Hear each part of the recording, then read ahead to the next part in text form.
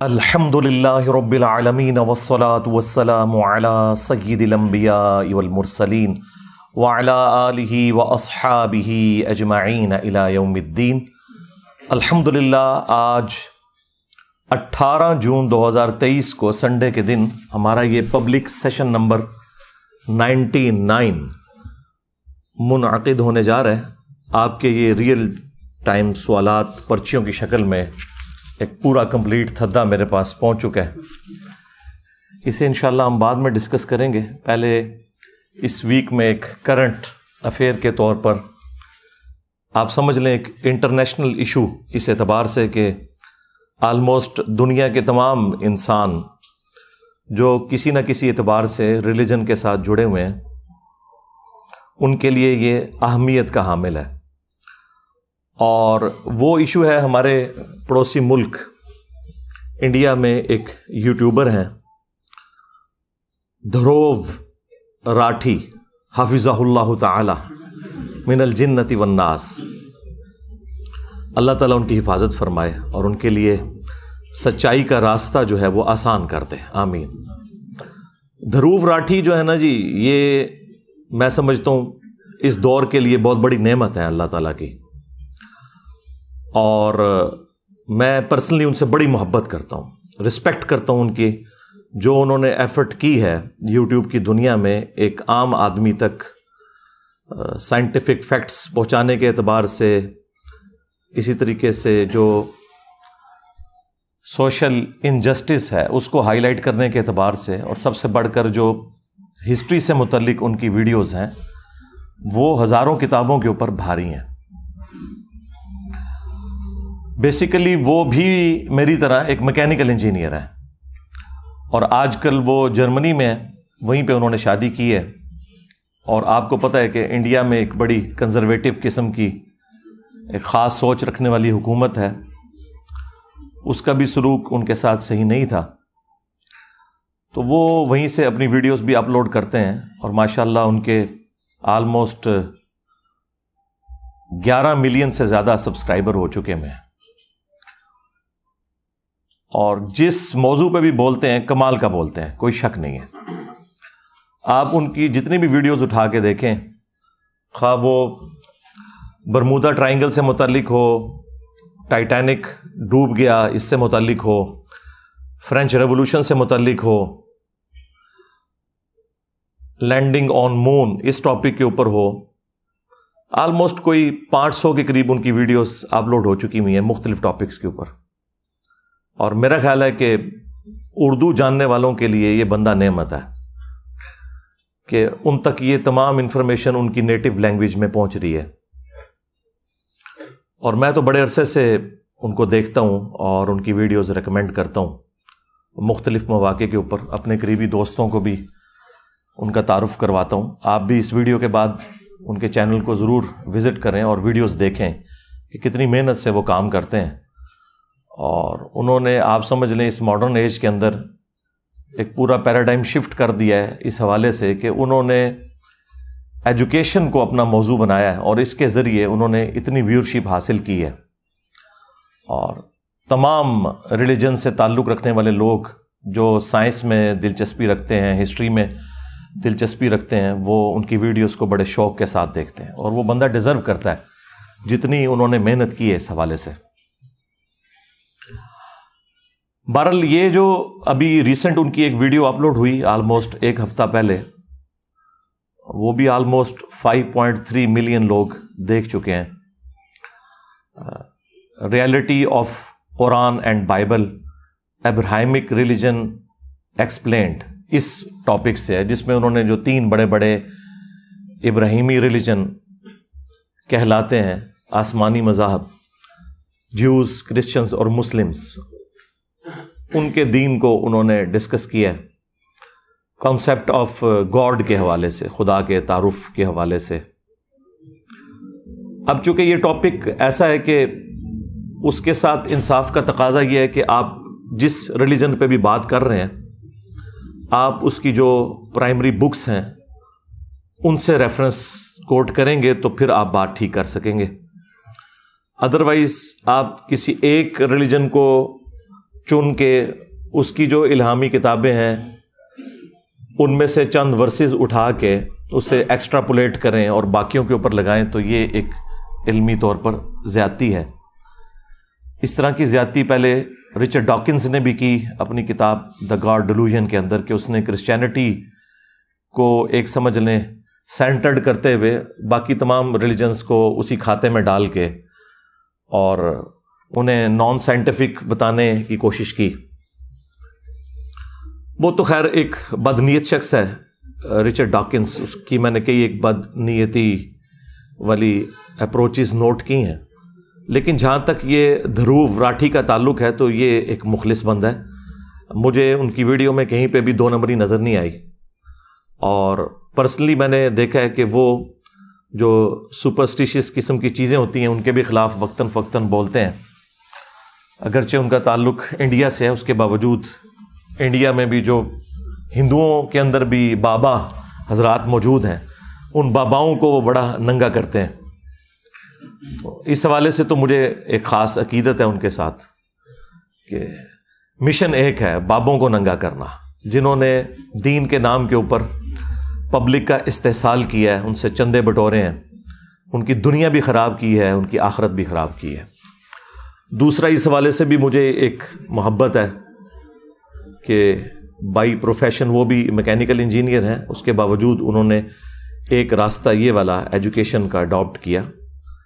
اور آپ میں سے کوئی شاید بعض اوقات یہ سوچتا ہو کہ ایک انجینئر کو اپنے شعبے کے ساتھ انصاف کرتے ہوئے اسی فیلڈ کے اندر کام کرنا چاہیے، تو یہ ایسا نہیں ہے۔ انجینئرنگ آپ کو ایک آپ کے اندر استعداد، جسے آپ کہتے ہیں کمپیٹنسی، پیدا کرتی ہے کہ آپ کا جو انالیسس کرنے والی جو صلاحیت ہے وہ عام لوگوں سے بڑھ کر ہو جاتی ہے۔ اس لیے آپ دیکھیں گے جتنے بھی اس قسم کے لوگ ہیں، حالانکہ مجھے نہیں پتا تھا یہ بندہ انجینئر ہے، میں نے جب اس کی ویڈیوز دیکھی نا تو میں نے تعارف بعد میں اس کا پڑھا، میں نے ویڈیوز دیکھتے ہی نا اپنے دماغ میں سوچ لیا کہ یہ بندہ مجھے لگتا ہے کہ یہ انجینئر ہے، کیونکہ وہ جس طریقے سے چیزوں کو مینیج کر کے اور پراپر فارم میں ارینج کر کے ایک انٹلیکچوئل ترتیب کے ساتھ بیان کرتا ہے، الٹپ ایٹ رینڈم نہیں بیان کرتا، اس سے لگ رہا تھا کہ اس کی ایجوکیشن اس حوالے سے ہے، اور وہ نظر آئی۔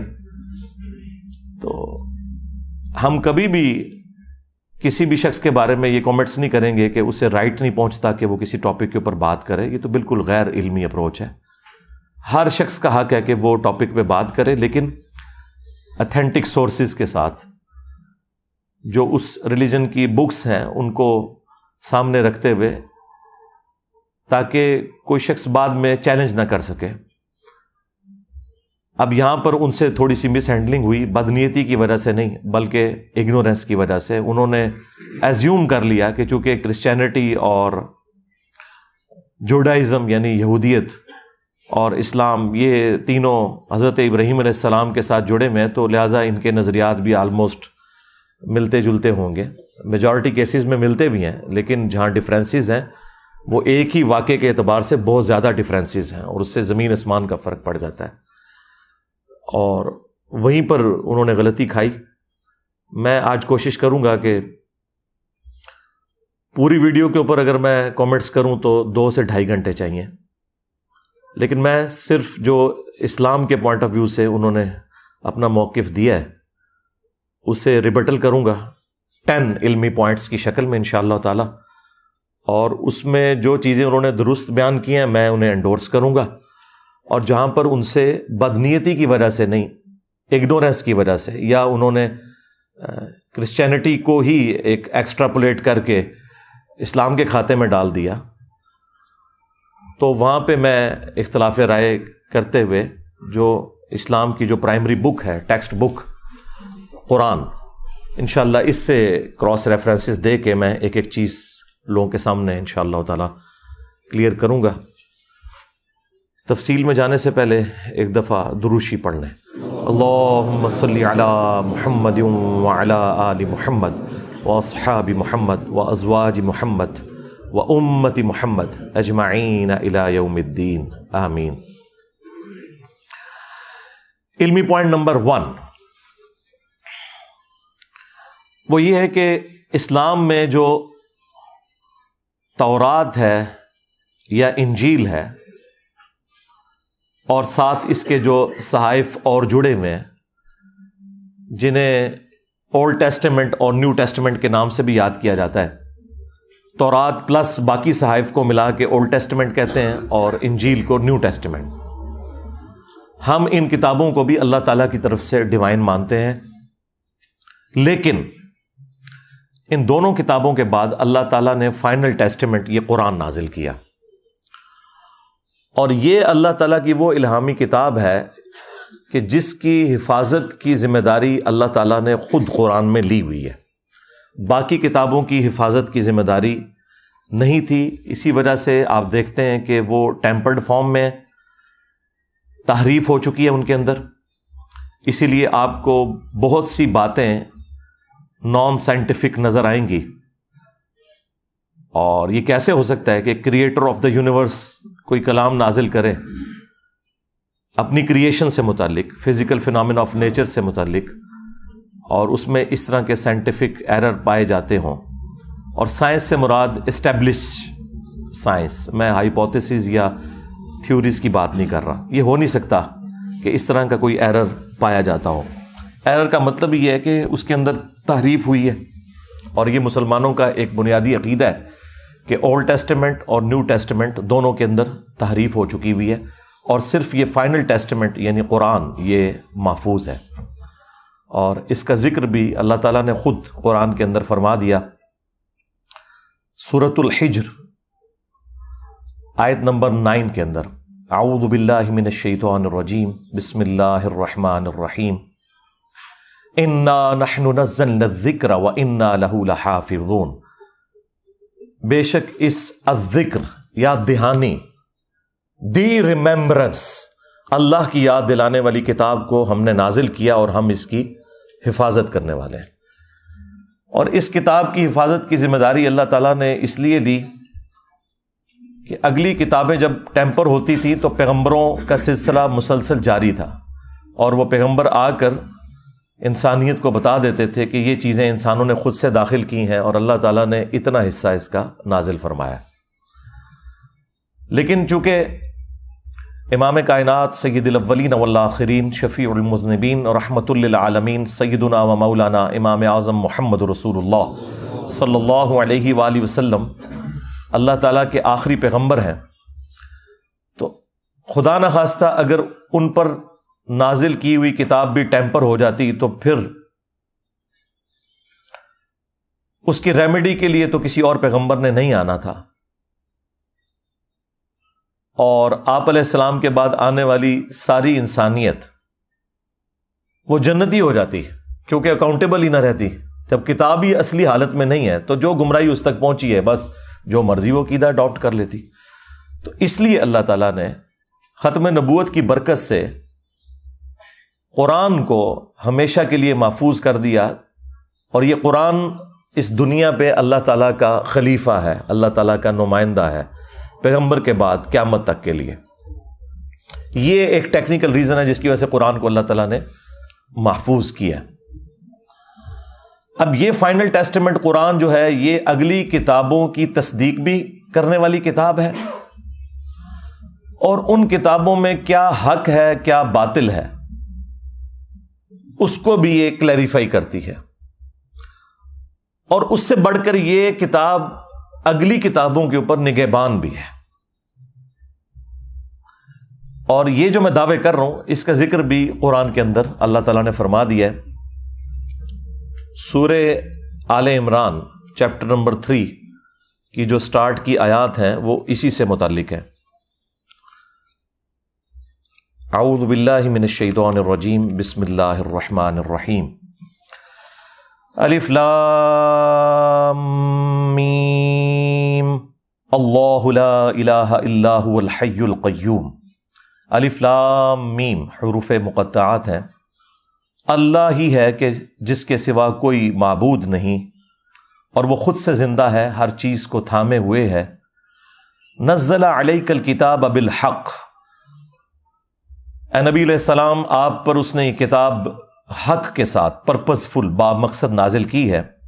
مصدقا لما بین یدیہ، جو کہ تصدیق کرتی ہے ان کتابوں کی جو اس سے پہلے نازل ہو چکی ہیں، جو آگے کتابیں گزر چکی، یعنی تورات کی، انجیل کی۔ دو اعتبار سے تصدیق کرتی ہے۔ ایک اعتبار سے تصدیق یوں کرتی ہے کہ یہ کتاب بھی مانتی ہے کہ وہ کتابیں بھی اللہ کی کتابیں تھیں، اور دوسرا قرآن کا آ جانا یہ پریکٹیکلی تصدیق ہے کہ وہ کتابیں بھی درست تھیں، کیونکہ ان کتابوں میں آخری کتاب اور آخری پیغمبر کا ذکر موجود تھا۔ تو پریکٹیکلی جو پروفیسیز ان کتابوں میں موجود تھیں وہ پوری ہوئی ہیں قرآن کے آنے کی وجہ سے۔ تو قرآن نے تصدیق کر دی کہ وہ کتابیں صحیح کہہ رہی تھیں کہ آخری پیغمبر بھی آئیں گے اور ان پر آخری کتاب نازل ہوگی۔ تو دو اعتبار سے یہ کتاب تصدیق کرنے والی ہے۔ وَأَنزَلَ التَّوْرَاةَ وَالْإِنجِيلَ، اور اللہ ہی نے نازل کی تھی تورات بھی اور انجیل بھی، من قبل، اس قرآن سے پہلے، ہدی للناس، پوری انسانیت کی ہدایت کے لیے، وَأَنزَلَ الْفُرْقَانَ، اور اب اللہ تعالیٰ نے یہ فرقان نازل کر دیا ہے جو پوری انسانیت کے لیے ہدایت ہے اور حق اور باطل میں تمیز کرنے والی کتاب ہے، کہ یہ سچائی پر مبنی چیز ہے اور یہ چیز جھوٹی لوگوں نے اللہ کی طرف منسوب کر دی ہے۔ ان الذین کفروا بآیات اللہ، بے شک وہ لوگ جو کہ کفر کرتے ہیں اللہ کی آیات کا، یعنی انکار کرتے ہیں، لہم عذاب شدید، ان کے لیے شدید عذاب ہے، واللہ عزیز ذو انتقام، اور اللہ تعالیٰ غالب ہے اور انتقام لینے والا ہے۔ غالب اتنا ہے کہ چاہے تو اس دنیا میں انتقام لے لے، لیکن یہ اس کی حکمت کا تقاضا ہے کہ دنیا میں چھوٹ دیتا ہے اور آخرت کے دن پکڑ کرے گا۔ اور دوسری چیز جو میں نے بتائی تھی کہ یہ نگہبان ہے اگلی کتابوں کے اوپر، اس کا ذکر اللہ تعالیٰ نے سورۃ المائدہ میں فرمایا ہے، آیت نمبر 48 میں، چیپٹر نمبر 5 ہے یہ۔ وَأَنزَلْنَا إِلَيْكَ الْكِتَابَ بِالْحَقِّ، اور ہم نے نازل کی ہے اے نبی علیہ السلام آپ کی طرف یہ کتاب پرپز فل، با مقصد، حق کے ساتھ، سچائی کے ساتھ، مصدقا لما بین یدیہ، جو کہ تصدیق کرتی ہے جو اس سے آگے کتابیں گزر چکی، من الکتاب، کتاب میں سے، اور یہ تمام کتابیں اصل میں لوح محفوظ سے ہیں، قرآن بھی وہیں سے ہے، بل ہوا قرآن مجید فی لوح محفوظ۔ تو اسی کتاب کا ایک حصہ تورات ہے، اسی کتاب کا حصہ انجیل ہے، اسی کتاب کا حصہ قرآن ہے، اور باقی انبیاء کے صحائف ہیں۔ وَمُهَيْمِنًا عَلَيْهِ، اور یہ کتاب نگہبان ہے ان کتابوں کے اوپر۔ یہ ہے وہ لفظ مہیمن، قرآن مہیمن ہے، نگہبان ہے اگلی کتابوں کے اوپر۔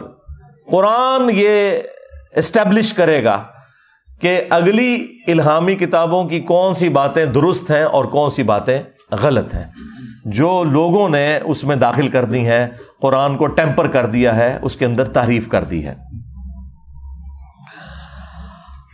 اب اگلا علمی پوائنٹ نمبر 2، جس کا کچھ حصہ میں پہلے ڈسکس کر چکا، کہ قرآن کو اللہ نے محفوظ کیوں کیا؟ اس وجہ سے کہ اب کوئی پیغمبر نہیں آنا تھا۔ البتہ اس کا یہ حصہ کہ اگلی کتابیں ٹیمپر ہو گئی ہیں، اس کا ذکر کہاں قرآن میں موجود ہے؟ وہ ہے سورۃ البقرہ کی آیت نمبر 79 میں، بڑے سخت الفاظ کے ساتھ اللہ تعالیٰ نے اس ٹروتھ کو ریویل کیا ہے۔ فَوَيْلٌ لِّلَّذِينَ يَكْتُبُونَ الْكِتَابَ، تو ہلاکت ہے ان لوگوں کے لیے جو کتاب لکھتے ہیں، بِأَيْدِيهِمْ، اپنے ہاتھوں سے، خود کتاب لکھتے ہیں، ثُمَّ يَقُولُونَ هَذَا مِنْ عِنْدِ اللَّهِ، اور پھر یہ کہتے ہیں یہ اللہ کی طرف سے نازل ہوئی ہے۔ یعنی اللہ کی کتاب میں اپنے پرسنل نوٹس داخل کر کے، خود سے اس کی تعریف کر کے، اور یہ کیوں کرتے تھے؟ وہ من پسند فتووں کے لیے، لوگوں کو خوش کرنے کے لیے۔ اگر کوئی غریب آدمی آ گیا تو اس کو پورے کا پورا دین سکھا دیا، اور اگر کوئی اشرافیہ میں سے آ گیا اور اس کی مرضی کا اسے فتویٰ دینا ہے تو اسے خود سے تبدیل کر کے تعریف کر دی۔ لِيَشْتَرُوا بِهِ ثَمَنًا قَلِيلًا، اور اس کے ذریعے یہ دنیا کی منفعت، جو کہ قلیل منفعت ہے، دنیا کے چند ٹکوں، بلکہ آج کل تو کہنا چاہیے چند روپوں کی، اب چونکہ ٹکا بھی اب 2 روپے کا 1 ٹکا ہو چکا ہے، تو دنیا کی تھوڑی سی منفعت کی خاطر اللہ کی آیات کو وہ بیچ دیتے تھے۔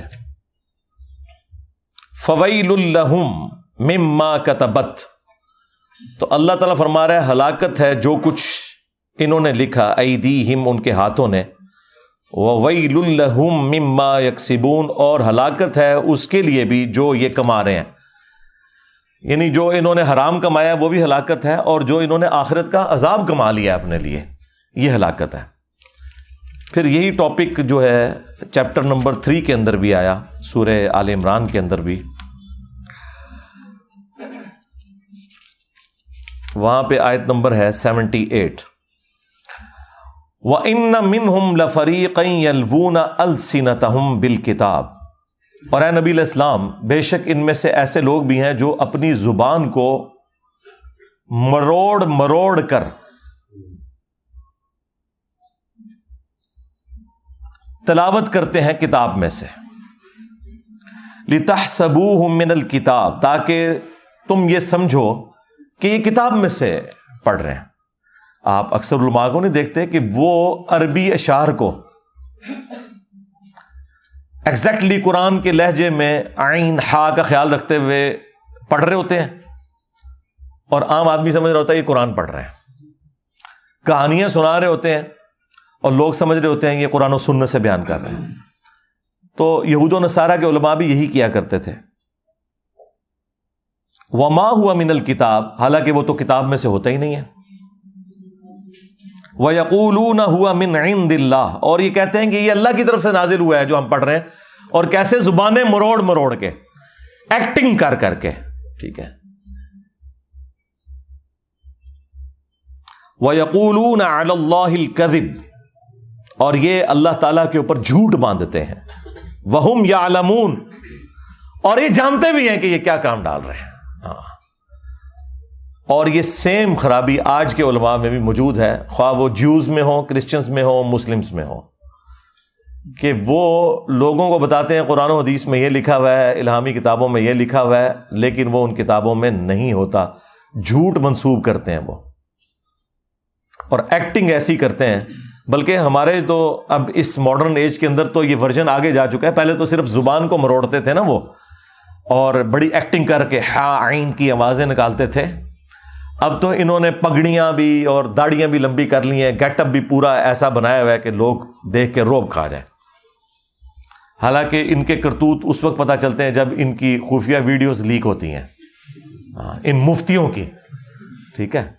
اللہ کا شکر ہے کہ اللہ تعالیٰ نے دنیا میں انہیں ننگا کیا ہے، تاکہ جن لوگوں کو تھوڑا بہت وہم بھی تھا نا میرے بارے میں کہ میں کیوں بولتا ہوں ان کے خلاف، تو وہ اب دور ہو گیا، الحمدللہ۔ علمی پوائنٹ نمبر 3، دھروو راٹھی بھائی نے اس ویڈیو کے سٹارٹ کے اندر ایک بات کی تھی کہ میں یہ اس لیے سب کچھ کرنے جا رہا ہوں کہ کامن ٹرمز کے اوپر لوگوں کو اکٹھا کیا جائے، کیونکہ ریلیجن سب سے پوٹنٹ جذبہ ہے جس کی بنیاد کے اوپر لوگ ایکسپلائٹ کرتے ہیں معاملات کو، اور یہ جتنے بھی مذہبی قسم کے ڈومیننٹ لوگ ہیں جو پیشوا بنے ہوئے ہیں وہ مس یوز کرتے ہیں اس جذبے کو، لہٰذا ہارمنی پیدا کرنے کے لیے کامن ٹرمز کے اوپر لوگوں کو اکٹھا کیا جائے۔ تو یہ بات ان کی بالکل درست ہے۔ سیم بات قرآن حکیم میں بھی اللہ تعالیٰ نے بیان فرمائی ہے، چیپٹر نمبر 3 میں سورہ آل عمران کے اندر، قُلْ يَا أَهْلَ الْكِتَابِ تَعَالَوْا إِلَىٰ كَلِمَةٍ سَوَاءٍ بَيْنَنَا وَبَيْنَكُمْ أَلَّا نَعْبُدَ إِلَّا اللَّهَ، آؤ اے اہل کتاب، جیوز اور کرسچنز، آؤ مسلمانوں کے ساتھ ہم سب کے سب اس ایک بات پر اکٹھے ہو جاتے ہیں جو تم میں اور ہم میں کامن ہے، اور وہ یہ ہے کہ مت پوجیں کسی کو سوائے اللہ کے، اور آپس میں ایک دوسرے کو ایک دوسرے کا رب نہ مان لیں، یعنی پیغمبروں کو رب نہ مان لیں۔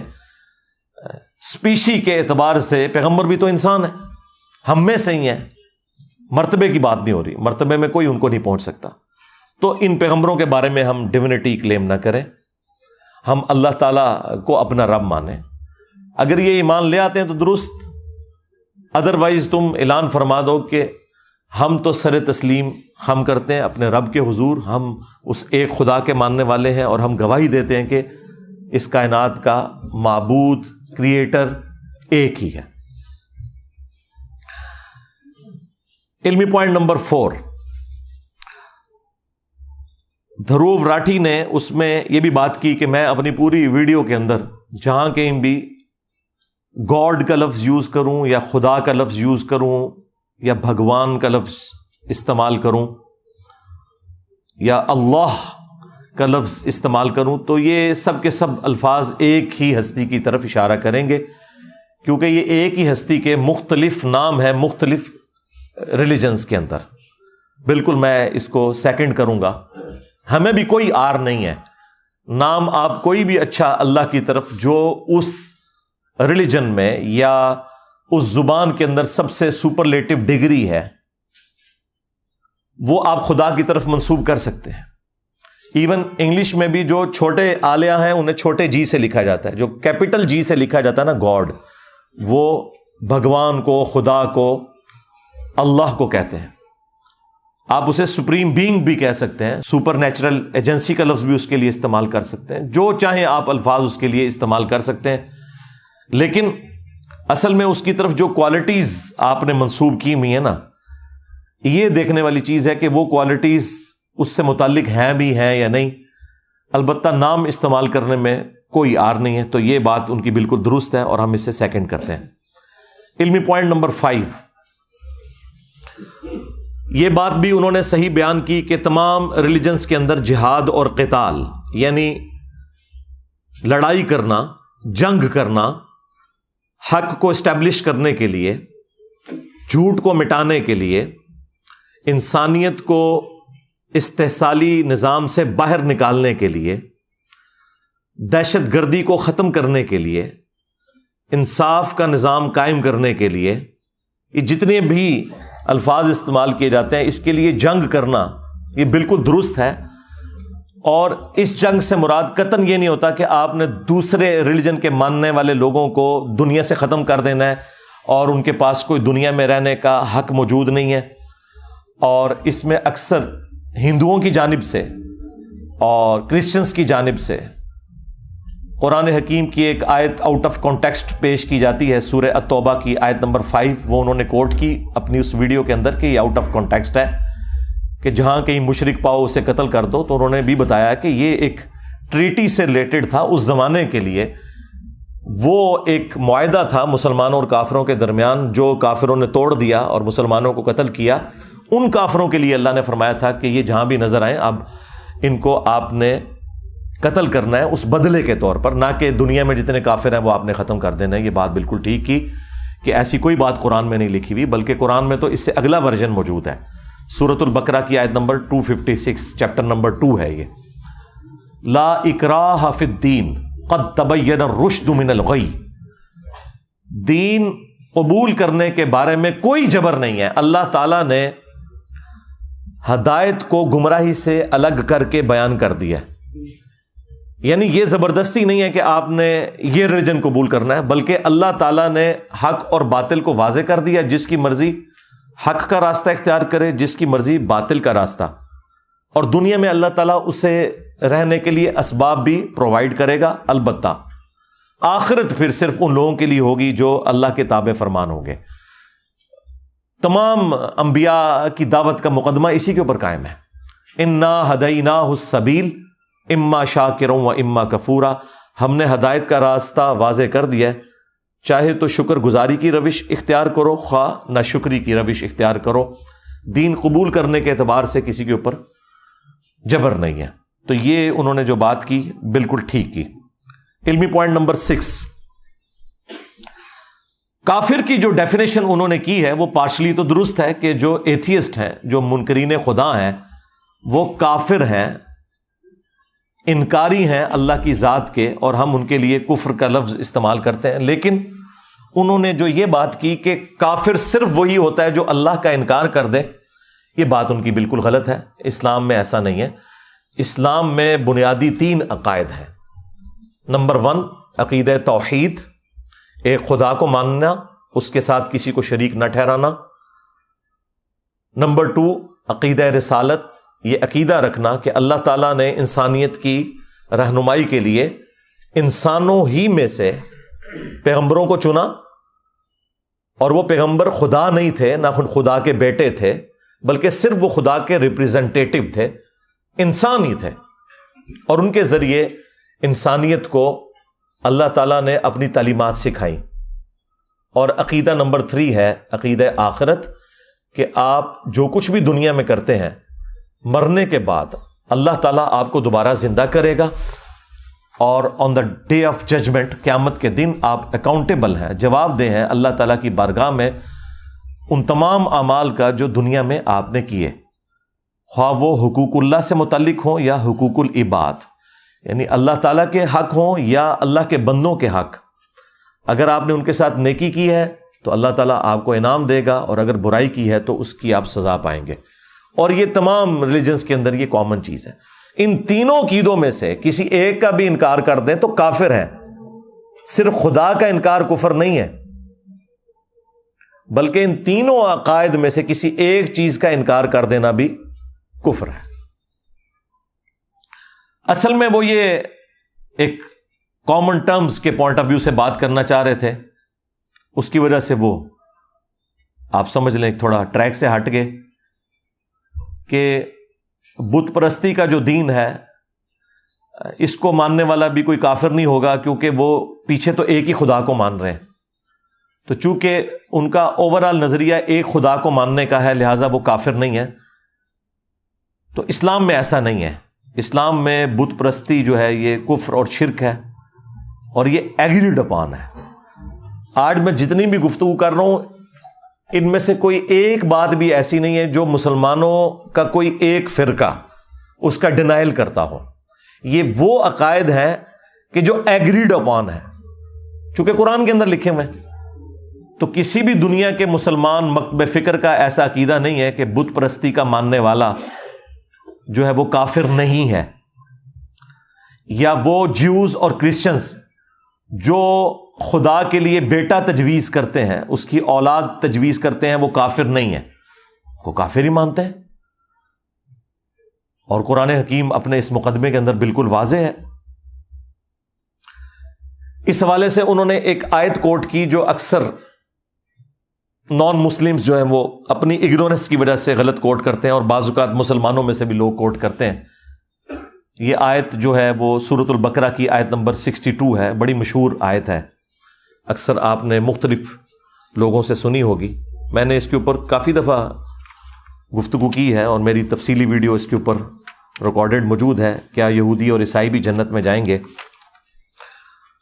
ان الذین آمنوا والذین ہادوا، بے شک جو لوگ ایمان لائے یعنی جو مسلمان ہیں اور جو یہودی ہیں، والنصارى اور جو نصرانی ہیں کرسچنز، والصابئین اور جو صابی ہیں۔ یہ صابی عموماً لوگ سمجھتے ہیں اس سے مراد ستارہ پرست ہیں، ایسا نہیں ہے۔ صابی دین ابراہیمی کے ماننے والے لوگ تھے۔ من آمن باللہ، ان میں سے جو بھی ایمان لے آئے اللہ پر، والیوم الآخر اور آخرت کے دن پر، وعمل صالحا اور نیک اعمال کرے، فلہم اجرہم عند ربہم، تو پھر ان سب لوگوں کے لیے ان کے رب کے حضور اجر ہے، ولا خوف علیہم ولا ہم یحزنون، اور قیامت کے دن نہ انہیں کوئی خوف ہوگا اور نہ کوئی غم لاحق ہوگا، یعنی یہ سب کے سب لوگ قیامت کے دن امن میں ہوں گے۔ اس آیت کو بعض لوگ آؤٹ آف کانٹیکسٹ کوٹ کرتے ہیں، اور وہ کہتے ہیں کہ دیکھیں اس میں تو اللہ تعالیٰ نے واضح کہہ دیا کہ خواہ مسلمان ہوں، یہودی ہوں، کرسچنز ہوں، صابی ہوں، اللہ پر اور آخرت پر ایمان لے آئیں تو قیامت کے دن وہ کامیاب ہو جائیں گے اپنے نیک اعمال کے سبب۔ اس میں ایمان بالرسالت کا ذکر نہیں ہے، اور وہ اس سے یہ رزلٹ نکالنے کی کوشش کرتے ہیں کہ ایمان بالرسالت کوئی ضروری چیز نہیں، اللہ کو اور آخرت کو مان لیں تو آپ کامیاب ہو جائیں گے۔ اور اسی وجہ سے آپ کو پتہ ہے کہ اکبر بادشاہ مغلوں کا، اب میرا خود بھی تعلق مغل خاندان سے ہے، اس کے باوجود میں سمجھتا ہوں کہ سب کانٹیننٹ میں جو دین کے اعتبار سے گمراہی کا دروازہ جس شخص نے کھولا وہ جلال الدین اکبر تھا۔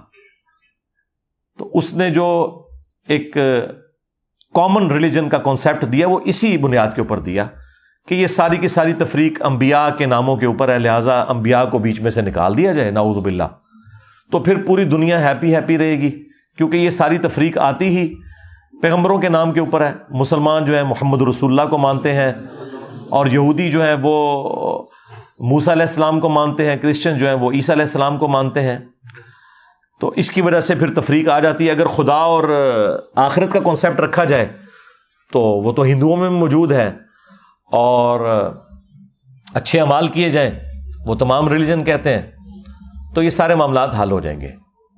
اور یہ آیت کوٹ کرتے ہیں، حالانکہ یہ آیت خود بول کے کہہ رہی ہے کہ آپ اس آیت کو بالکل آؤٹ آف کانٹیکسٹ پیش کر رہے ہیں، کیونکہ جب اس میں آ گیا کہ بے شک وہ لوگ جو ایمان لائے اور جو یہودی ہیں اور جو نصرانی ہیں، مجھے بتائیں یہودی کون ہوتا ہے؟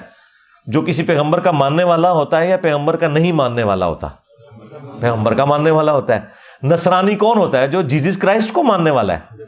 تو اس کے اندر امپلائڈ ہے کہ اللہ تعالیٰ انبیاء کا ذکر کر رہا ہے، جو ایمان لائے محمد رسول اللہ پر صلی اللہ علیہ وآلہ وسلم، یا موسیٰ علیہ السلام اور اسرائیلی پیغمبروں کے اوپر، یا عیسیٰ علیہ السلام کے اوپر، یا سابی جو دین ابراہیمی کی ایک بگڑی ہوئی شکل تھی ابراہیم علیہ السلام کے اوپر۔ تو انبیاء کا تو ذکر امپلائڈ ہے اس کے اندر۔ یہودی ہوتا ہی وہ ہے جو پیغمبروں کو مانے، کرسچن ہوتا ہی وہ ہے جو جیزس کرائسٹ کو مانے، لہذا ایمان بالرسالت تو اس میں موجود ہے، یہ آؤٹ آف کانٹیکسٹ آپ کوٹ نہیں کر سکتے۔ دوسری بات، یہ تمام ادیان کے ماننے والے لوگ یا ریلیجن کے ماننے والے لوگ اپنے اپنے زمانوں میں مسلمان ہی تھے۔ جیوز نے جب تک جیزس کرائسٹ کا انکار نہیں کیا تو وہ مسلمان تھے۔ ان تمام انبیاء کو ہم مانتے ہیں، ان کے اصحاب کو ہم مانتے ہیں، لیکن ونس جب جیزس کرائسٹ عیسیٰ ابن مریم کا انہوں نے انکار کیا تو وہ کافر ہو گئے، اگرچہ وہ باقی پیغمبروں کو مانتے تھے، لیکن ایک پیغمبر کا انکار کر کے وہ کافر ہو گئے۔ کرسچنز بھی مسلمان ہی تھے، لیکن جب انہوں نے محمد رسول اللہ صلی اللہ علیہ وآلہ وسلم کا انکار کیا تو کافر ہو گئے۔ قرآن کی روح سے جو کوئی بھی اللہ کا انکار کر دے وہ بھی کافر، کسی ایک پیغمبر کا بھی انکار کر دے وہ بھی کافر، اگرچہ وہ اللہ کو بھی مانتا ہو، سارے پیغمبروں کو مانتا ہو، کسی ایک پیغمبر کا بھی انکار کر دے وہ کافر۔ اور یہ قرآن میں لکھا ہوا ہے، وہ ہے پارہ نمبر 6 چیپٹر نمبر 4 سورۃ النساء آیت نمبر 150 سے 152۔ ان الذین یکفرون باللہ ورسلہ، بے شک وہ لوگ جو کہ کفر کرتے ہیں اللہ کا اور اس کے رسولوں کا، وَيُرِيدُونَ أَن يُفَرِّقُوا بَيْنَ اللَّهِ وَرُسُلِهِ، اور وہ اس تلاش میں رہتے ہیں کہ اللہ اور رسولوں میں ایمان لانے میں فرق کر لیں، کہ اللہ کو مانیں گے پیغمبروں کو نہیں مانیں گے، یا اللہ کو مانیں گے فلاں پیغمبر کو مانیں گے فلاں کو نہیں مانیں گے۔ اور یہ میں تشریح جو کر رہا ہوں اس کے اندر لکھی ہوئی ہے، وَيُرِيدُونَ أَن يُفَرِّقُوا بَيْنَ اللَّهِ وَرُسُلِهِ، اور وہ چاہتے ہیں کہ اللہ اور رسولوں میں فرق کر دیں، وَيَقُولُونَ، اور کہتے ہیں، نُؤْمِنُ بِبَعْضٍ، کہ ہم بعض پہ تو ایمان لائیں گے، وَنَكْفُرُ بِبَعْضٍ، اور بعض کا کفر کر دیں گے۔ کفر کا مطلب ہی انکار ہوتا ہے۔ وَيُرِيدُونَ أَن يَتَّخِذُوا بَيْنَ ذَلِكَ سَبِيلًا، اور وہ اس تلاش میں رہتے ہیں کہ وہ درمیان کا راستہ نکال لیں، وہی دین الہی جو دین اکبری تھا کہ درمیان کا راستہ تلاش کر لیں، کہ پیغمبروں کو سائڈ پہ کر دیں۔ اب اللہ تعالیٰ کا ڈیوائن فتویٰ اس کے اوپر، اتنا گاڑا فتویٰ، اولئک ھم الکافرون حقا، ایسے لوگ کٹر کافر ہیں جو اللہ اور رسولوں میں فرق کر دیں یا رسول اور رسول میں فرق کر دیں، کٹر کافر ہیں۔ وَأَعْتَدْنَا لِلْكَافِرِينَ عَذَابًا مُهِينًا، اور ایسے کافروں کے لیے ذلیل و خوار کر دینے والا عذاب اللہ نے تیار کر رکھا ہے۔ اب ساتھ ہی آ گیا سائملٹینیس کنٹراسٹ، جس میں فٹ ان صرف مسلمز بیٹھتے ہیں۔ والذین آمنوا باللہ، اور وہ لوگ جو کہ ایمان لاتے ہیں اللہ پر، ورسولہ، اور اس کے رسولوں کے اوپر، ولم یفرقوا بین احد منہم، کسی ایک رسول کے معاملے میں بھی کوئی فرق نہیں کرتے، سب کے سب پیغمبروں کو وہ مانتے ہیں۔ اولئک سوف یؤتیہم اجورہم، یہ وہ لوگ ہیں جنہیں عنقریب اللہ تعالیٰ پورا پورا بدلہ دے گا ان کی اس نیکی کا، وَكَانَ اللَّهُ غَفُورًا رَحِيمًا، اور اللہ تعالیٰ بخشنے والا اور رحم فرمانے والا ہے۔ اب یہ جو آیات ہیں، آیت نمبر 150 سے 152 چیپٹر نمبر 4 سورۃ النساء کی، یہ واضح ثبوت ہے کہ کسی ایک پیغمبر کا انکار کرنے والا بھی کافر ہے۔ ہم مسلمانوں کے نزدیک جیزس کرائسٹ عیسیٰ ابن مریم کا کفر کرنا، ان کا انکار کرنا بھی اتنا ہی بڑا کفر ہے جتنا محمد رسول اللہ کا انکار کرنا صلی اللہ علیہ وآلہ وسلم۔ لہذا کفر کی جو انہوں نے ڈیفینیشن کی وہ قرآن کے اعتبار سے درست نہیں تھی، یہ وہ کلیریفیکیشن تھی جو میں نے ضروری سمجھی۔ علمی پوائنٹ نمبر 7، انہوں نے یہ کانسیپٹ دیا اس کے اندر، دھروو راٹھی نے، کہ اسلام میں اور کرسچینٹی میں اور جوڈائزم میں اللہ کے سوا کسی اور ہستی کا بت بنانا یہ کفر ہے، یہ حرام ہے۔ ہاں، خدا کا اگر بت بنایا جائے تو یہ جائز ہے۔ اور انہوں نے سورۃ النساء کی جو آیت نمبر 48 ہے اور 116، ان اللہ لا یغفر ان یشرک بہ ویغفر ما دون ذلک لمن یشاء، بے شک اللہ تعالیٰ اس گناہ کو تو قیامت کے دن کبھی معاف نہیں کرے گا کہ کوئی شخص شرک کے ساتھ اللہ کے حضور حاضر ہوا، اس کے سوا ہر گناہ کو معاف کر دے گا جس کے لیے چاہے گا۔ تو اس شرک کے گناہ کو انہوں نے ریلیٹ کیا کہ یہ شرک صرف وہ لوگ کر رہے ہیں جو خدا کے علاوہ کسی اور ہستی کا بت بناتے ہیں۔ اگر کوئی خدا کا بت بنائے یا خدا کے محبوب بندوں کا کوئی بت بنا لیتا ہے اور پیچھے دھیان اللہ ہی کی طرف سے ہے کہ یہ اللہ کی طرف لے جانے والی چیزیں ہیں، تو انہوں نے اسلام کے کھاتے میں بھی ڈال دیا اسے کہ یہ اسلام میں بھی کوئی کفر نہیں ہے، نعوذ باللہ من ذالک۔ لیکن انہوں نے کوئی آیت کوٹ نہیں کی اس حوالے سے۔ انہوں نے جو ٹیمپرڈ فارم میں کتابیں ہیں ان کا حوالہ دیا، خیر وہ بھی، اس کو بھی میں بریف کر سکتا ہوں، اسے ہم چھوڑتے ہیں، ہم قرآن کے اوپر آتے ہیں۔ میرے بھائی قرآن میں تو بالکل ایسا کوئی کانسیپٹ نہیں ہے، یہ بالکل قرآن کے اوپر، اسلام کے اوپر جھوٹ باندھنا ہے کہ اسلام میں کسی قسم کی کوئی بت پرستی کی اجازت موجود ہے، ناٹ ایٹ آل۔ اللہ کا بت بنانے کی بھی اجازت نہیں، تو باقی تو آپ چھوڑ ہی دیں۔ اور وہ مثال میں کہہ رہے تھے کہ آپ کو کیتھولک کے جو چرچز ہیں ان کے اندر آپ کو جیزس کرائسٹ کے مجسمے نظر آئیں گے، اور اس طریقے سے بعض اوقات لوگ، انہوں نے تو خیر یہ حرکت نہیں کی ہے، شکر ہے انہوں نے عقل مندی کا ثبوت دیا کہ وہ خانہ کعبہ کو بت سے تشبیہ دینا۔ تو بھائی دنیا میں جتنے بت بنے ہوئے ہیں آپ کو ان کی آنکھیں نظر آتی ہیں، ہاتھ پاؤں نظر آتے ہیں، کعبے میں آپ کو کون سی آنکھ نظر آ رہی ہے؟ اس کی شکل کہاں سے کسی چہرے سے ملتی جلتی ہے؟ وہ تو جسٹ ایک کمرہ ہے۔ اگر یہ بت ہوتا مسلمانوں کا تو مسلمان جوتیوں سمیت اس کے اوپر چڑھتے۔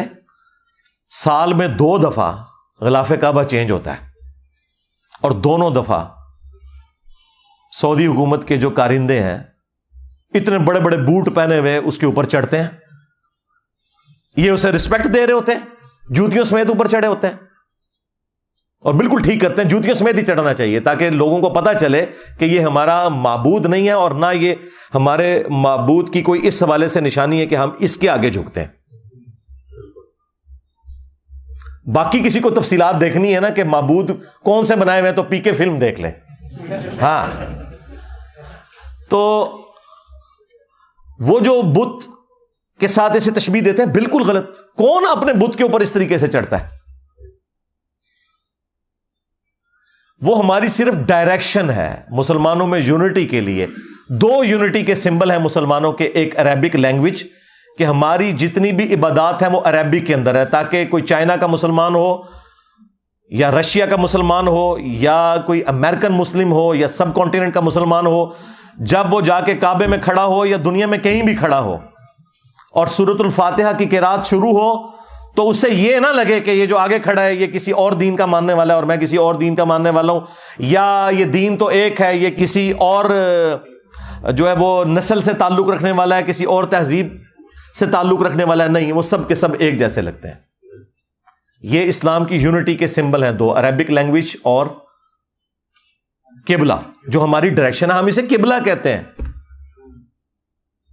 سورۃ البقرہ میں پارہ نمبر جو 2 ہے اس کے سٹارٹ کے 2 رکوع پورے کے پورے اسی کے اوپر آئے ہوئے ہیں. میں سلام پیش کرتا ہوں دھروو راٹھی کو کہ اس نے شکر الحمدللہ جو غلطی بڑے بڑے کرسچن فلاسفرز کرتے تھے مسلمانوں کے خلاف، وہ چونکہ بدنیتی کے اوپر کر رہے ہوتے تھے، یہ بندہ بدنیت نہیں تھا، اس لیے اس نے یہ ذلیل حرکت نہیں کی ہے. اور کئی کرسچنز کے پادری، کئی ہندوؤں کے پنڈت، وہ کعبے کو تشبیہ دیتے ہیں وہ اپنے بنائے ہوئے بتوں کے ساتھ. یہ حرکت اس نے نہیں اس پوری ویڈیو میں کی، اس کے اوپر میں ایسے سلوٹ کرتا ہوں. یہ انتہائی ذلیل حرکت ہے، جھوٹ باندھنا ہے مسلمانوں کے اوپر. مسلمان کسی قسم کی بھی بت پرستی کو جائز نہیں سمجھتے. اب رہ گیا جو مسلمان جا کے قبروں کے آگے جھکتے ہیں، تو ان کی بھی اگر آپ اوریجنل تعلیمات پڑھیں تو ان کے اندر بھی ایسی کوئی بات موجود نہیں. یہ صرف جہالت کے اوپر مبنی ہے. کوئی بھی اس کی اجازت نہیں دیتا کہ آپ کسی مرے ہوئے بندے کی قبر پہ جا کے تو اسے سجدہ کرنا شروع کر دیں یا اس کے سامنے حد رکوع جھکنا شروع کر دیں. یہ بالکل اسلام کے اندر حرام ہے، اور اگر عبادت کی نیت سے ہوا تو یہ کفر و شرک ہے، سیدھی سی بات ہے. تو بت کا کوئی کانسیپٹ اسلام کے اندر موجود نہیں ہے. خدا کا بھی بت نہیں بنایا جا سکتا، کوئی اسٹیچو نہیں بنایا جا سکتا. لہٰذا وہ جو اس ویڈیو میں کہہ رہے تھے کہ جس طرح آپ اپنے باپ کی تصویر رکھتے ہیں نا، تو آپ اس تصویر کے پیچھے جو ہستی ہے اس سے اپنی عقیدت کا اظہار کر رہے ہوتے ہیں، اس تصویر سے آپ کا لینا دینا کوئی نہیں ہوتا. اس طریقے سے انہوں نے کہا کہ یہ جو ہم بھگوان کا بت بناتے ہیں یا مختلف اسٹیچو دنیا میں ایگزسٹ کرتے ہیں، تو ان اسٹیچوز کا مقصد بھگوان کی یاد تازہ کرنا ہوتا ہے، نہ کہ ان اسٹیچوز کو ہم بھگوان سمجھتے ہیں. میرے بھائی آپ اسٹیچوز بنا ہی نہیں سکتے. ڈاکٹر ذاکر نائک نے تو پوری ایک ویڈیو تفصیلی ریکارڈ کروائی، سملیرٹیز بٹوین ہندوازم اینڈ اسلام. اس میں انہوں نے ہندوؤں کی کتابوں سے بھی ثابت کیا ہے کہ وہاں بھی خدا کا کوئی اسٹیچو بنانا، کوئی تصویر بنانا، کوئی بت بنانا، کوئی اس طرح کا سمبل بنانا حرام ہے. اور قرآن حکیم میں تو اللہ تعالیٰ نے ایک آیت میں واضح کر دیا، لیس کمثلہ شیء وہو السمیع البصیر. اللہ کی مثل کوئی شے ہے ہی نہیں ہے، اور وہی سننے والا اور دیکھنے والا ہے. جب اللہ تعالیٰ کی کوئی مثال بیان ہی نہیں ہو سکتی تو اس کا اسٹیچو نہیں بنایا جا سکتا، ورنہ تو ہمارے پیغمبر خود بناتے. ہمارے پیغمبر نے تو جب فتح مکہ ہوئی تو حضرت ابراہیم علیہ السلام کی تصویریں بھی بنی ہوئی تھی کعبے کی دیوار کے اوپر. بعض مسلمان ریلیکٹنٹ ہوئے کہ ہم ان تصویروں کو کیسے مٹائیں، تو نبی علیہ السلام نے اپنے مبارک ہاتھوں سے مٹائیں وہ اپنے جد امجد کی تصویر. یہی وجہ ہے کہ ہمارے پروفٹ کی کوئی تصویر دنیا میں نہیں ہے. حالانکہ تصویریں اس وقت بھی بنائی جاتی تھیں، لیکن کسی نے جرت نہیں کی کہ ایک تصویر ہی بنا کے رکھ لیں. نہیں، کیونکہ بت پرستی اسی سے داخل ہوتی ہے. سورہ نوح کے اندر جو 4 بتوں کا ذکر آیا ہے نا، جو قوم نوح پوجا کرتی تھی،